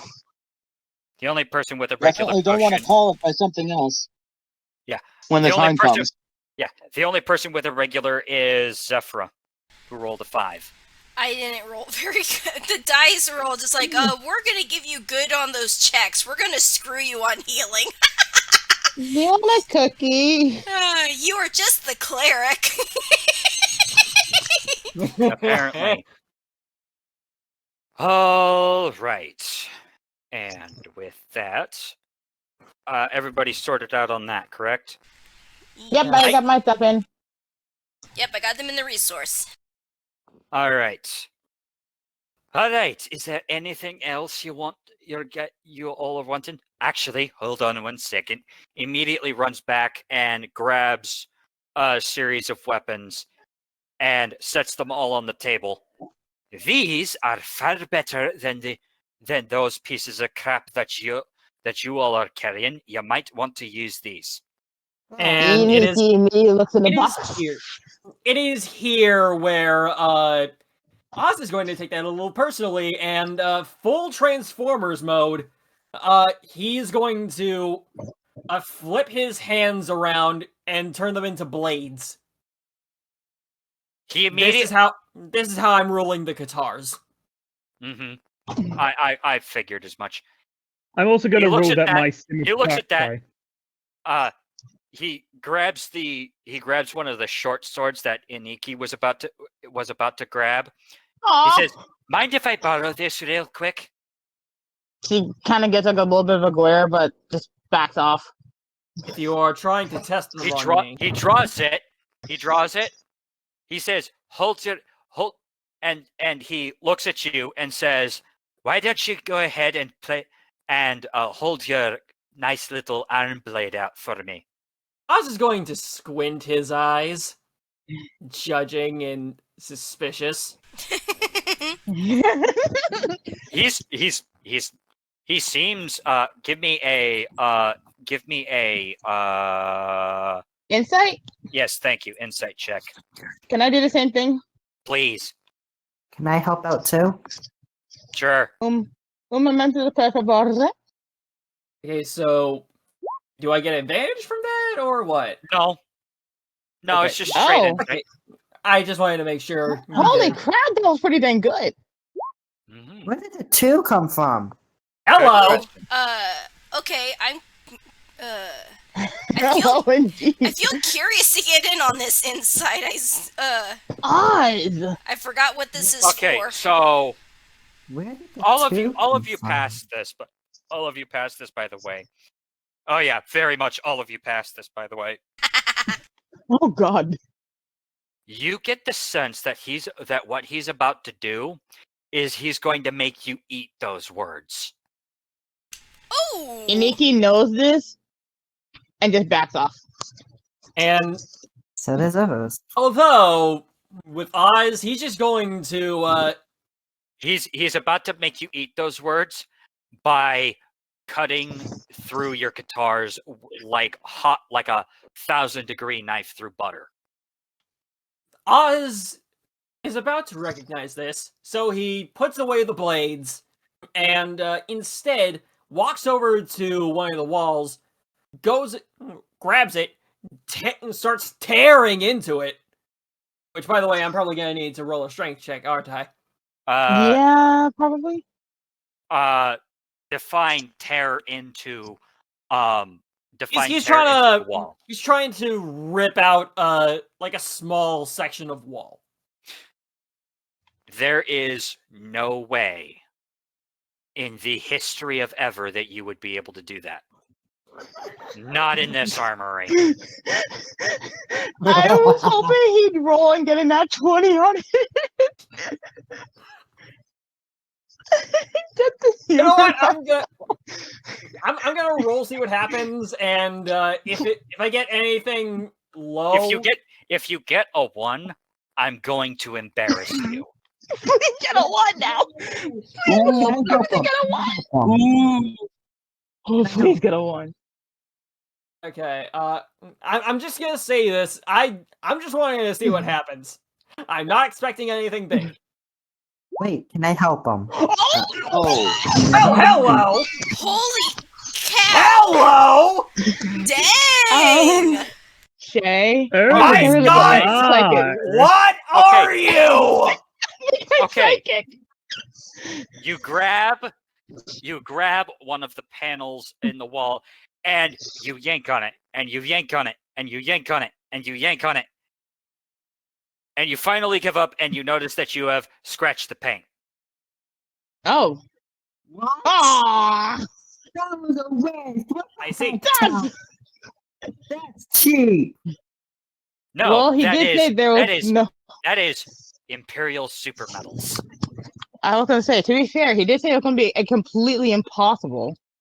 So to actually make a dent or a little scratch on something like this in this kind of scenario, Very that's worth impressive. a roll 20. Yeah.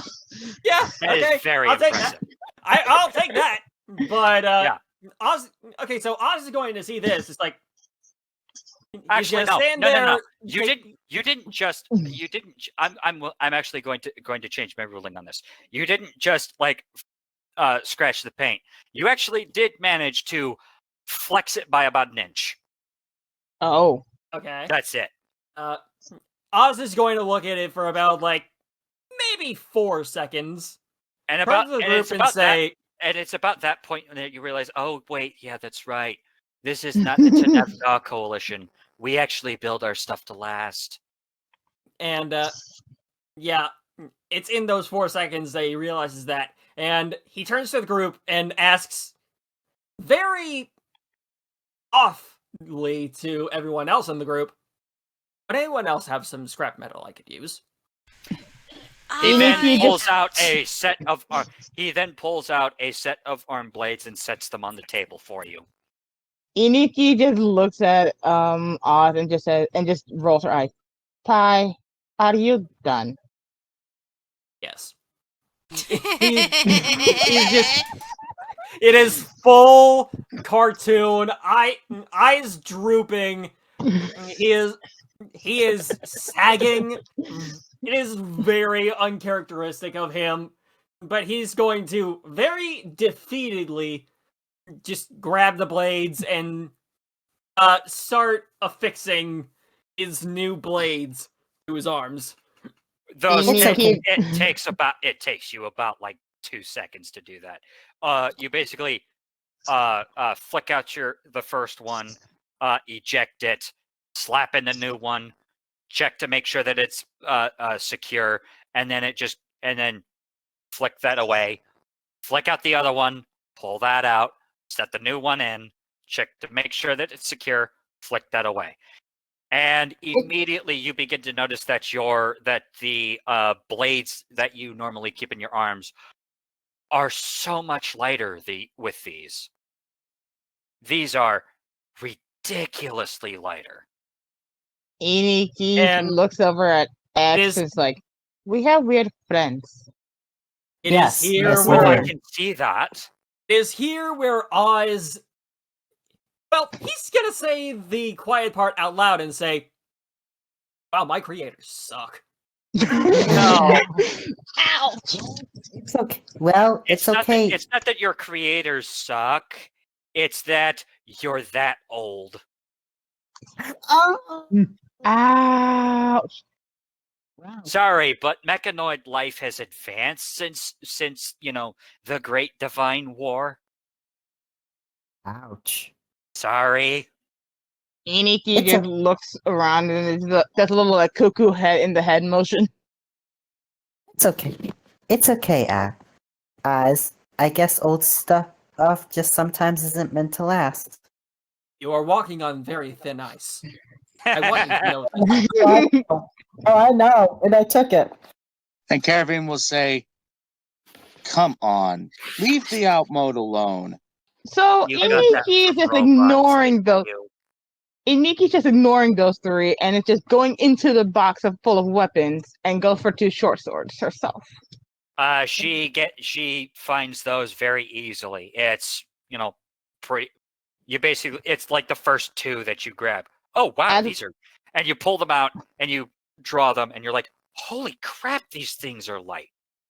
She starts kind of sort of like juggling the 2 short swords and looks and she gets a very sadistic smile. I dare you. I dare you to test one against one of your original weapons. I dare you to do it. She uses her tail, holds one of her old short swords to X, and says, "Toss it to me." He then, does. yeah, She, he and just she goes slashes. hot knife through. It's 1,000-degree knife through butter, straight through the axe head. Very It is. happy and excited tiefling growling. That's all you can hear from her. Can I test out my new hammer on my old hammer? You may. You actually pull out your old hammer. You look at your new hammer, and you smack them together. In either hand, you smack them together, and the old hammer shatters into 1,000,000 pieces. Wow. The handle's still there, but the head's gone. Wow. Wow. Oh wow. Plus Hey, plus 4 weapons. They're horrifying, aren't they? Pardon, sir. Would you care for some scrap metal? I'll leave it to the cleaning pots. Oh, Well, oh, I thought you could use it to make new weapons. But Oh, trust me, I'm sure eventually that will happen. Iniki But it's going to be remembers. processed first. Fair Iniki enough. remembers about Here we her go. pistol and jumps back into the box. You look through it, and you do indeed find a pair of single shot pistols. She happily takes them, puts them up, takes her old ones out, and puts the new ones in, and she just looks sadistically giddy. Zephyr will also look in there and check like her like sidearm, and it's like and we'll see if like there's any other melee besides like her like hooves, just in case.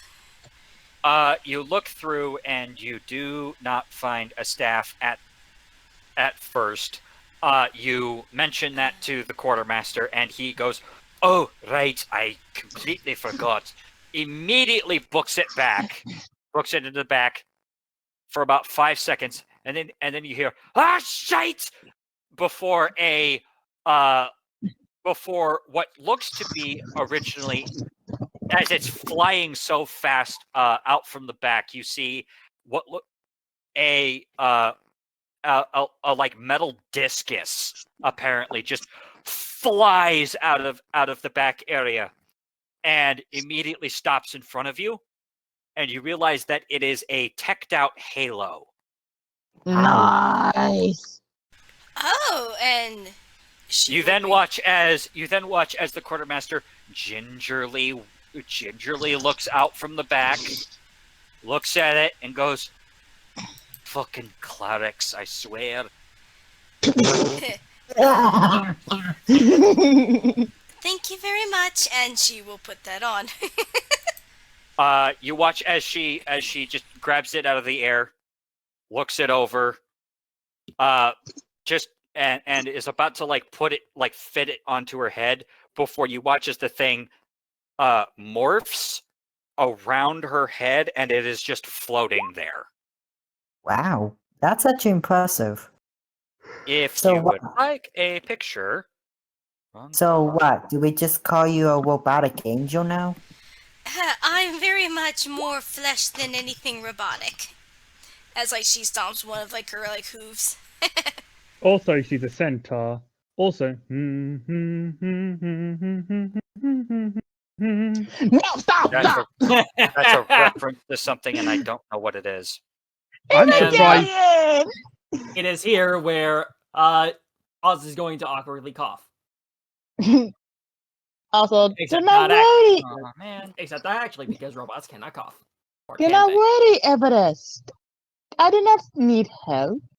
I am just fine with my new weapons. Is that you sure? Because that laugh is convincing me otherwise. The quartermaster then goes back into the back, is starting to go through various staffs, finally finds one, comes out and offers it to Zephra. All right, is there anything else that you can think of that you're probably going to need? Because I guarantee you're probably going to need it. Caravine will kind of come up a bit next to him, kind of conspiratorially whispering, anything from the Category 9 spell section. He just looks at you with the most with it's not a dirty look, it is a completely blank look. Like it is the second stupidest thing he has ever heard today. Ow. The stupidest being the fact that you people are apparently trying to you guys apparently want to go fight a dragon for some very stupid reason. Additionally, a robot trying to pry open a part of a metal wall that is was built to last. that was the third stupidest thing he's seen today. Fair enough.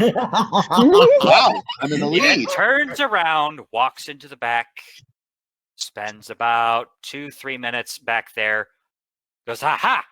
Comes back out with several scrolls actually, no. He comes out with a crate full of these what looks to be plastic-looking sheets that are like stacked right against stacked one after the other, after the other, after the other.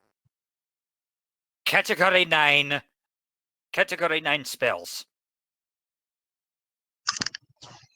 Carabine practically dives into the box like a cat does with a box. Are you sure it's okay? Are you sure it's okay to use them? The category 9. You guys are fighting a fucking dragon. Do you really want to know the answer to that? Well, He's some category 9 rummaging around spells in might be there. even more dangerous than the dragon. In which I'm case, very I much have aware but of one that. other. Those In have which been. case Those in are which case- currently in the vaults. In which case, I have but one other question. Which is?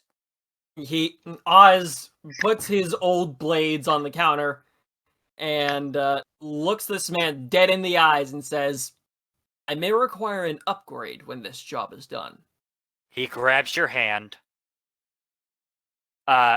He grabs your hand, lifts it up just kind of lifts it up so that your arm is like parallel to your body, flexes your fingers, and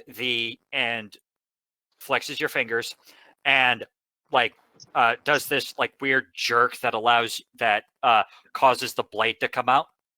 I believe those will be perfectly fine. I do not understand. I have not felt this light in eons. Oh, trust me. I figured you'll look it.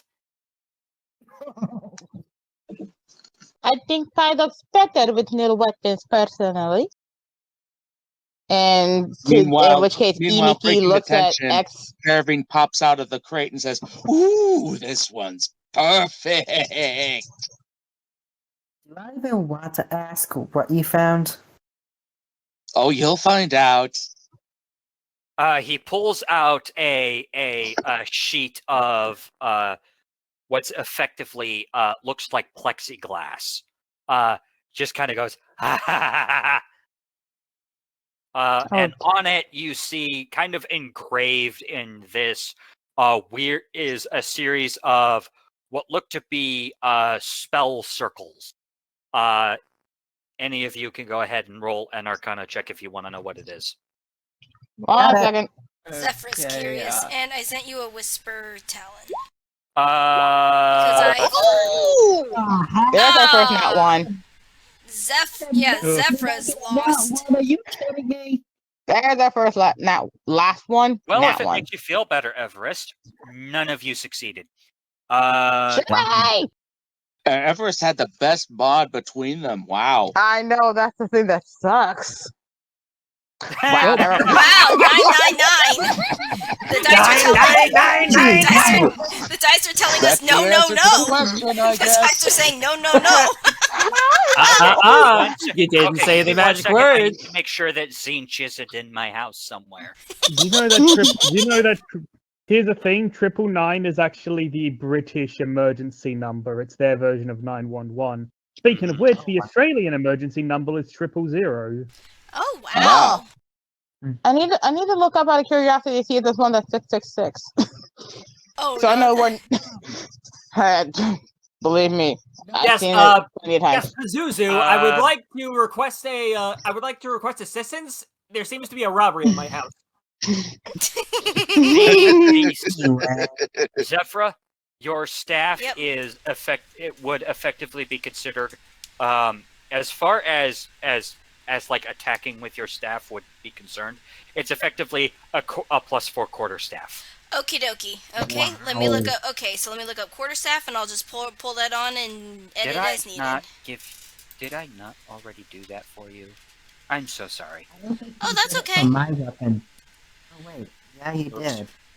So yeah, quarterstaff +3, and I I'll put increase the that +4 into everybody's weapons so that we didn't have to do this during the one shot.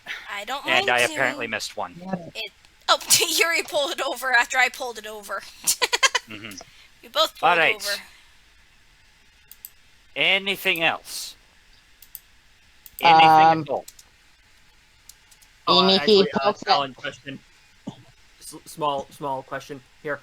Would the arms, would the new weapons be applicable to Oz's hands as well? I just wanted to make sure of something here. As far as your hands are concerned, hang on a second. Unarmed. Are you talking? You're talking about your unarmed strike, right? Yes, that. Straight Okay, up then. forgot about that. Yes. And that Yes, you get a +4 to your unarmed strike because Nice. your armor. Okay, just wanted to make sure. Let's Alright. see. Strength. And the +4 is also to damage as well as to hit, right? Yes, yes, Okay. it is. Alrighty, I was making the edits. All right. After, go ahead. I was gonna say, what about the bird? It's the word. Oh, Not the bird. A bird is the bird. A bird is the word. I was you were going to put your weapon out. Why? Okay, you know what? I had set it up for that. I deserve to go in my corner for that. I will be right back. okay. Dear. I thought I would. basically just assumed that he had gotten his stuff during Yeah. the roleplay. If I had a nickel for every time chaos was made by an Australian within my D&D parties, I'd have 2 nickels. Which isn't a lot, but it's weird it's happened twice. If I had a nickel for every time. You're Go ahead. assuming it was two different Doofenshmirtz. Australians. If I had a nickel for every time an Australian caused chaos in my life in general, I'd be probably freaking rich. Okie dokie. Yep, so If I had got a it nickel set up for every right. time I'd caused chaos, I would be rich. I just wanted to do the test roll. Yep. All right. As you all finally get changed into your very nice, very pristine black and whatever color you guys decided to get them painted power armor, you all make your way out. You see Volokod is just kind of standing outside waiting for you all to get done. Looks at you all, just kind of goes, "Damn, I forgot how awesome it is to see brand new power armor." Before before turning away and walking to, and says, "Come with me. We'll get you to the hangar." Oz would have affixed his, like the core of his armor to his belt. If you catch the reference, good on you. I don't catch the reference. I don't catch the No. reference. I will give you a hint. It is something from Tokusatsu. Oh, I know the reference. I get the reference. I don't. I tell don't them. either. Wow. Don't tell them. I don't It either. makes it funnier. All right, you all make your way towards the hangar, and you make your way into the hangar, probably right about down here in the from that hangar door back there. Okay. And as you walk in, you see a D-24 Sky Ranger with a woman. You see a woman, human woman, red hair underneath her pilot's cap, currently just kind of tinkering on the thing, making sure that everything's good to go. And she is she hears the door. She hears the door open, and you just hear, "All right, I know that we're going into dragon territory, but the least y'all could have done is at least given me a week to get this thing ready." Preparation is, admittedly, unideal. However, time is of the essence. We cannot Oh, you afford think? to. You think cannot the afford to land the preparation lack is of luxury. Oh, you think the preparation isn't ideal? Do you have any idea what happens when a plane enters dragon territory? Admittedly, I do not. it gets gets bitch shot down. slapped. It gets bitch slapped into the ground because of the air. Because the air is so dense. Oh wow. She then immediately rounds on Volokod, and she goes, "Look, I can get them there within a good 5-mile radius. I can't make any other promise than that. And I certainly am not going to be able to give them the benefit of getting there in one piece." Well, you don't need to worry, ma'am. As you can see, I can fly. She looks at your wings and goes, "Well, at least that's something." And starts. And is here. Oh! I just remembered. Damn it. Is here where Oz also is going to demonstrate his own wings, in which it is going to look very. That. Yeah, Same. is very holographic too. You watch as a pair of holographic draconic wings open out from his back. You also watch as a series of plates in his back open up, and you see a pair of Turbine? jets. Turbine engines? I'm thinking like jetpack jets. Right. Start shooting out from his back, and he just hovers for a couple of seconds before. I don't know why, but I'm thinking the Hobgoblin from Spider-Man 2099. So Iniki sees those two with wings, looks down at X, looks at his hand, and slowly picks it up, considering they're probably feather-based wings. She's silently asking if he can fly too. No, he cannot. I cannot. So he just shakes his head. Also, DM, remind me to link you to Sir Thorvin's XCOM Let's Play after this. It's hilarious. Oh, I'm very much aware of Sir Thorvin's XCOM series. It is neat to die for. Indeed. Very sad that he quit. Yeah. I miss the old Sky Ranger.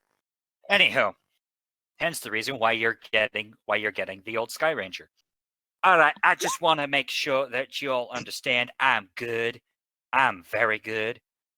And Volokod immediately counterjects with, "Correction, she's the best pilot that the Imperial military has," which is saying something. And she immediately goes, Well, I didn't want to boast, but apparently." Why not? It's fun. I do it all the time. Same. She just looks at you and goes, All right, well, the Sky Ranger's ready. We can get out of here we can take off as soon as you're ready." Everest and I will follow behind you. She hits a button on she hits a little she rolls up her wrist rolls up the sleeve of her glove and hits a control on a little wrist computer that she has underneath. And you watch as the back hatch of the Sky Ranger all the way down to let you all in. All right, I guess it's time to load up, everyone. As they say, see you on the other side. You all load up into the Sky Ranger. The plexi steel windows on the Sky Ranger, the reinforced plexiglass windows inside give you a pretty nice view outside. You all load in. She gets permission to launch and takes off. Some 2.5 hours later, you guys, she calls back to you and says, "Hey, y'all, you might want to take a look at this." And as you... Whoa! That is beautiful art. Oh, wow. Agreed. Thank you, Raid, for getting to this to me last freaking second. Nice. As you That is are metal. flying over, you can actually see in between the cracks to this massive sea of obsidian glass. You see several rivers of lava just kind of slowly strolling along, for lack of a better term, because I'm dumb. You see various creatures just flying around. I don't know why I did that, but okay. You see several creatures just kind of minding their own business mostly. And she's actually starting to fight with the controls, keeping the ship in the air, which is surprising considering that you aren't feeling that at all. Huh. Which is damned impressive.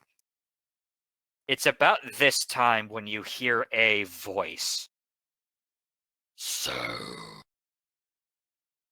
you have finally come to finish the job. For like 5 What's seconds, I that? thought that was the Cave of Wonders. I thought that was Dr. Claw. Oh, there Oh yeah, it that is. was definitely Dr. Claw. I just went with gravelly voice as gravel as I could get it. I mean, that was It a really impressive. It worked. I need DM'd. Tell me, what kind of satisfaction did you gain from killing my children? We can't really Even if you respond. just- We're in a plane. Yeah, how can we reply? We're in a plane. It sounds as though it is coming from inside the plane itself. Wait, hold As up. though he's just in. It sounds as though as though he's like standing right there, but he isn't.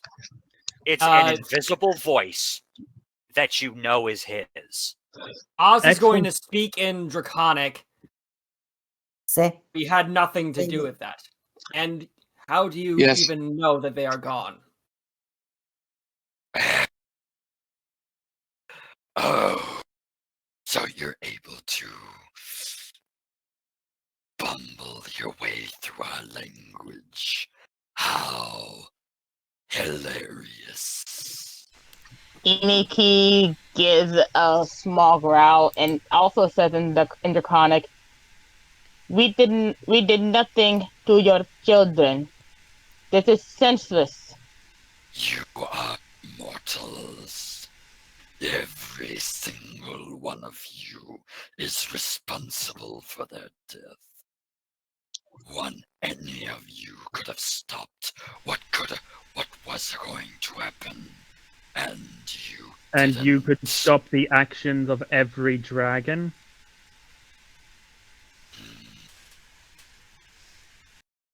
We are dragons.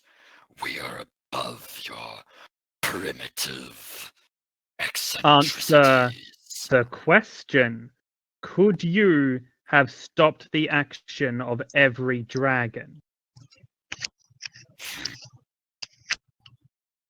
I'm telling you, I don't need to. We dragons are better than you pathetic insects. If you wish to come and end my life, don't think for a second that I will grant you an easy path here. It's about that second that all of a sudden a bolt of lightning hits the Sky Ranger, taking out one of the engines, and alarms immediately go off. Caravine immediately hands his cane over to Everest. Here, take this, guard it with your life. I'll see you at the bottom. And then he vanishes. wait, what? Wait, Oh, what? I take it you're teleporting to the ground. No, he isn't. Where'd he Wait go a then? minute. He wants me to kill Dudes? What? Oh, never mind. He's in the thing. Vessel, That's what I forgot. hollowed statuette, shaped like a question mark on the end of the head of his cane. The vessel's AC equals your spell save DC. Its hit points equal your warlock level if the vessel is destroyed. Oh, Oh, so you basically just put yourself in the oh, come on! well Ah, played. I should Okay, have crafty. typed faster before. It's like, oh, lightning. Since like I typed of Zephyr because I Is Y'all anyone not else- want to hold on to something? We're And- going down. Oz is just going to look at the genie's vessel before him and is going to turn to everyone else and ask, is it possible for anyone else to feel jealous right about now? I Yes. believe it or not, I'm extremely jealous. And I am Yes. tempted to break that cane right now. we need all the help we can get as Zephyr's like braces for like impact, and it's like I wish I spoke up sooner because I checked my language is a little too late to see I had Draconic and I wasn't fast enough in typing. As soon as you all get braced, get strapped in, and are like holding on for dear life, please don't die, please don't die, please don't die, please don't die. Oz is strategically hanging on to Zephyr. And by strategically, I mean holding on like a fucking coward. She is okay with this. She understands. Why am I imagining Zephyr bracing for impact and Oz just hanging on to one of her her horse legs at the bottom? You know what? I'm gonna say that's what happens now. Yep.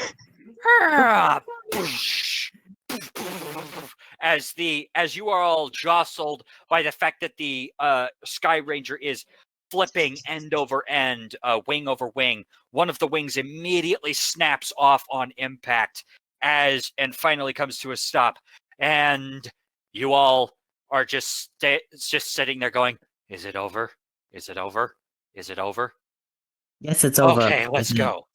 I think Iniki had a bit of a headache from all of that, and she's just holding her head at that point. I'm assuming that since the plane is pretty much down, doors are not going to work, right?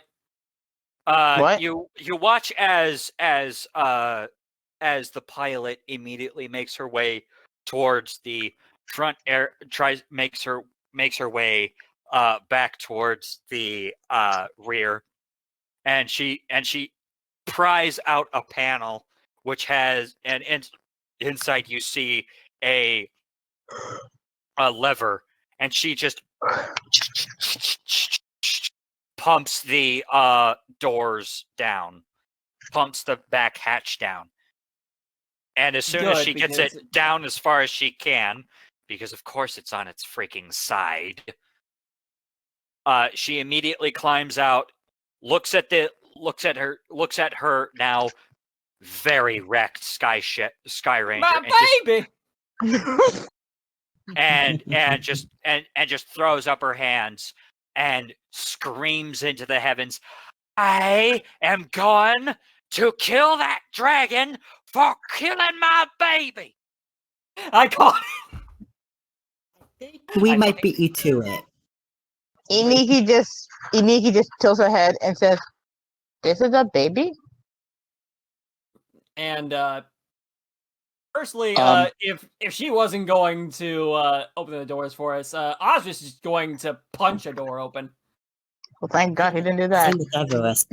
All right, as you all step out into the horrific landscape that is this that is the edge of this sea of obsidian, you see massive. I want you to go ahead and take a look at this picture.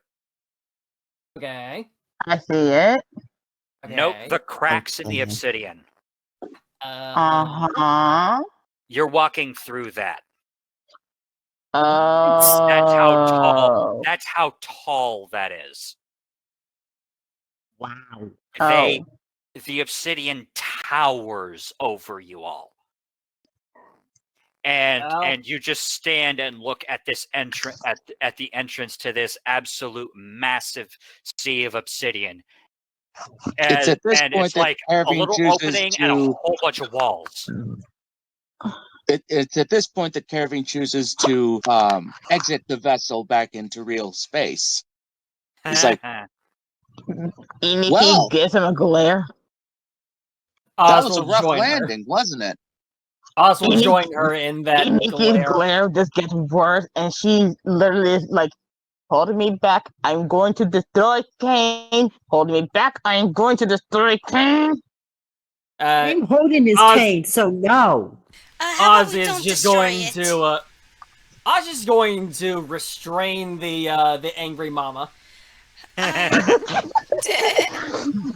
Correction, the angry wife. Yeah. Excuse me, the angry wife. Excuse me. Pardon me. But yeah, even so, she. All right.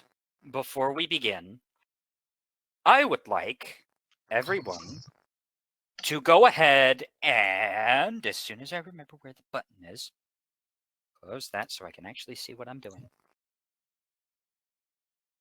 Once I pull up the thing, I would like everyone to go ahead and roll me initiative. Wait, what? Already? Okay. Okay, alright. Okay. Okay, yeah. So like, Wait, if we you need to- if you select your Oh, wait, token hold on. and then you roll, then it will automatically add I you forgot to the about- turn tracker. I forgot about So that are we little. supposed to put our tokens in? Yes, please. Also, holy crap, your initiative, sweetheart. Yep, I've got a high initiative Let's score. see, initiative. How's that All right, possible? I will be right back. I need to use the restroom. A lot Okay. of abilities. Now, So- fuck off! Ow, my ear, honey. I'm- Jeez, sorry. okay, it has been. It has Not been you! What Okay, it has happened? been a hot second since I've done Internet. this. Or how do I rather, roll 20. Oh. So guys, Let me click on what I wanted to. I don't know. will actually have to be going at this point. Ah. I I mean, this did does not make for a good anticipate that we cliffhanger. would be going for this long. It Yeah. doesn't This for does the make a good cliffhanger, though, yeah. cliffhanger. Yep, and then like there is like a second date for like the other half. I think there was 2 dates. Mm-hmm. Yep, It's there next was week. planned for multiple dates.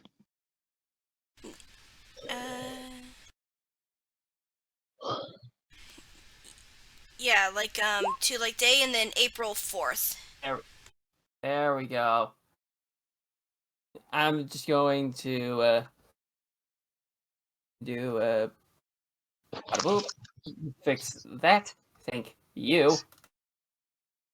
Wow, I think I got the highest initiative. You actually did. Mine sucked. What about my 27? About to say, I think Shay has the highest with 27. 27? Oh. Yeah, he does. Wait. Yeah. Wait, I don't see it. Scroll up in the chat. It's right Oh. after Oswald is 18, yeah. Yeah, I Okay, think I'm we back. might need to fix that. Okay, yeah, like Yeah. Talon needs for some reason the initiative says that yours is 19, not 27. That's because I rolled and then clicked on my token, because I didn't know you okay. needed to Don't click on worry, the I'll token. fix it. About to say like or like he could like click on the number and change it that way too. I can do that. Yes, you can. I just noticed it 27. myself. It doesn't stick. It's All done right, for guys. me. Technical Yeah, it does, like, you problems. gotta hit- Technical problems. Can't There we have go. a D in game with a one. Yep, like after you That was insert stuck it, for you me. just hit like enter. Mhm. All right. So is everybody's initiative order correct? Yes. Mine is. Yeah. Yes. Okay, good. Now then, Now I'm going to add a thing to the turn order real quick. Oh no. Oh, jeez, I don't like the sound of that. I'm curious. Everyone look at the chat, people, and we're gonna see what we get. There should be. Please a way to roll add- one. That'd be hilarious. I would love that. Yeah, same. That would actually be funny though. Wait, we should probably jinx it. So it does the opposite. Wait, No. If what I have to say roll. I have to say it rolls in that one because Shay can tell you I become psychic with my rolls. You did predict the nat 20. See? All right. Sort. All right. Uh, If you all Oh, would be fuck. so kind as to take a look at your initiative roll. Yeah, the Okay. lair. Yeah, the lair would have its own thing. ah. So, Fuck. so Crap. now that everybody has done that, I would like as soon as I remember where my there it is. All right, I would like as soon as I call on you, I want you to pick a number between 1 and 6. Oz, 1 through 6. Pick a number. I'm gonna go the pistol guy. I forget his name. From JoJo's Bizarre Adventure, and say 5. whole horse? Specifically from Vento Oreo. Misa! Guido. Everest. Yeah, Guido Misa. Thank you. Everest, give me a number between 1 and 6, but not 5. 2. Zephra, pick a number between 1 and 5 that isn't 5 or 2. 1 What through did 6. 6 mean? Yeah, 1 through 6 that isn't 1 or 2. 5 or or 2. 5 and 2. That. I got you. I promise I can speak.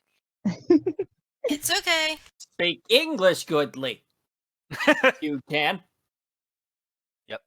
So Zephra, a number between 1 and 6. I think Zephyr left because I think Alicia left. Oh, Did sorry, I zoned out. I forgot to unmute my mic. Oh! I had a brain fart. I'm like, who is this character? Oh, wait. Zephra, aka Oh, man. Alicia. I had a brain fart there. I'm gonna say 3. So, 5, X. 2, and 3. Out. Oh well, may as well. Dun dun dun dun dun dun dun dun dun dun dun dun dun dun dun dun dun dun dun dun. You know Hey. which one number I'm referring to. We're number 1. Hey, Yep. Okay, I had to think. I'm just like, I know the song. Iniki.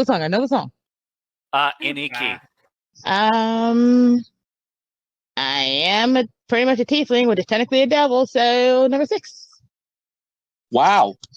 I actually Caravan had is 4 4. in my mind the entire time, and I can't believe it didn't get taken. By some miracle. it's a good thing I didn't go. I decided to go with the Mista philosophy then. Okay. Now then, now that everybody is all situated, now normally I would say that the entire area is considered difficult terrain. However, you guys have a ranger, so that basically goes out the window. So yeah, that went out the window. I'm glad However- I'm glad you suggested my thing quite. Plus, monks However- can do monk shit. However, if you dash, then you will be taking 1d8 slashing damage for Wait, every for every 5 feet that you dash. Oh, Okay, so Because- no obsidian dashing in sharp. the floor. Because sharp Shards. obsidian. What Noted. What about flying? If you dash while flying, you still take the 1d8 plus I the imagine 1d8 it's like for every 5 feet you dash. I Yeah, imagine I it's was like about the to say- obsidian sticking out of the walls and stuff too. Like Yeah. This map doesn't Any show sort it of very well, reckless but the movement. but imagine if the walls are literally shards of obsidian sticking out of the walls pointed at you. So, Oh, this is gonna take a while. Yeah. Yeah, and I think like Simply So, Dan said guys- that he has to leave. Yeah, I Okay. think he was just getting set up. I'm so sorry. It's okay. Yeah. This is All right. absolutely riveting. I'm so happy to be a part of this, but I really have to go. All right. Would you like me to take care of your turn from now on, or would you like somebody else to do that? I did Or- say, like, it does feel like it would be a good cliffhanger to end on if we're doing this as a multi-week thing. True. That's what I was Unfortunately, that hoping. would mean I would have to wait. That would unfortunately mean I would have to do this, make this a 3-parter instead of 2-parter. But okay, fair enough. Thank you. Yeah. All right. All right, we will I'm out of leave here. this Thank off you very here. much. Night night. Just so you Sounds know, we're good. not changing the turn order when we get back.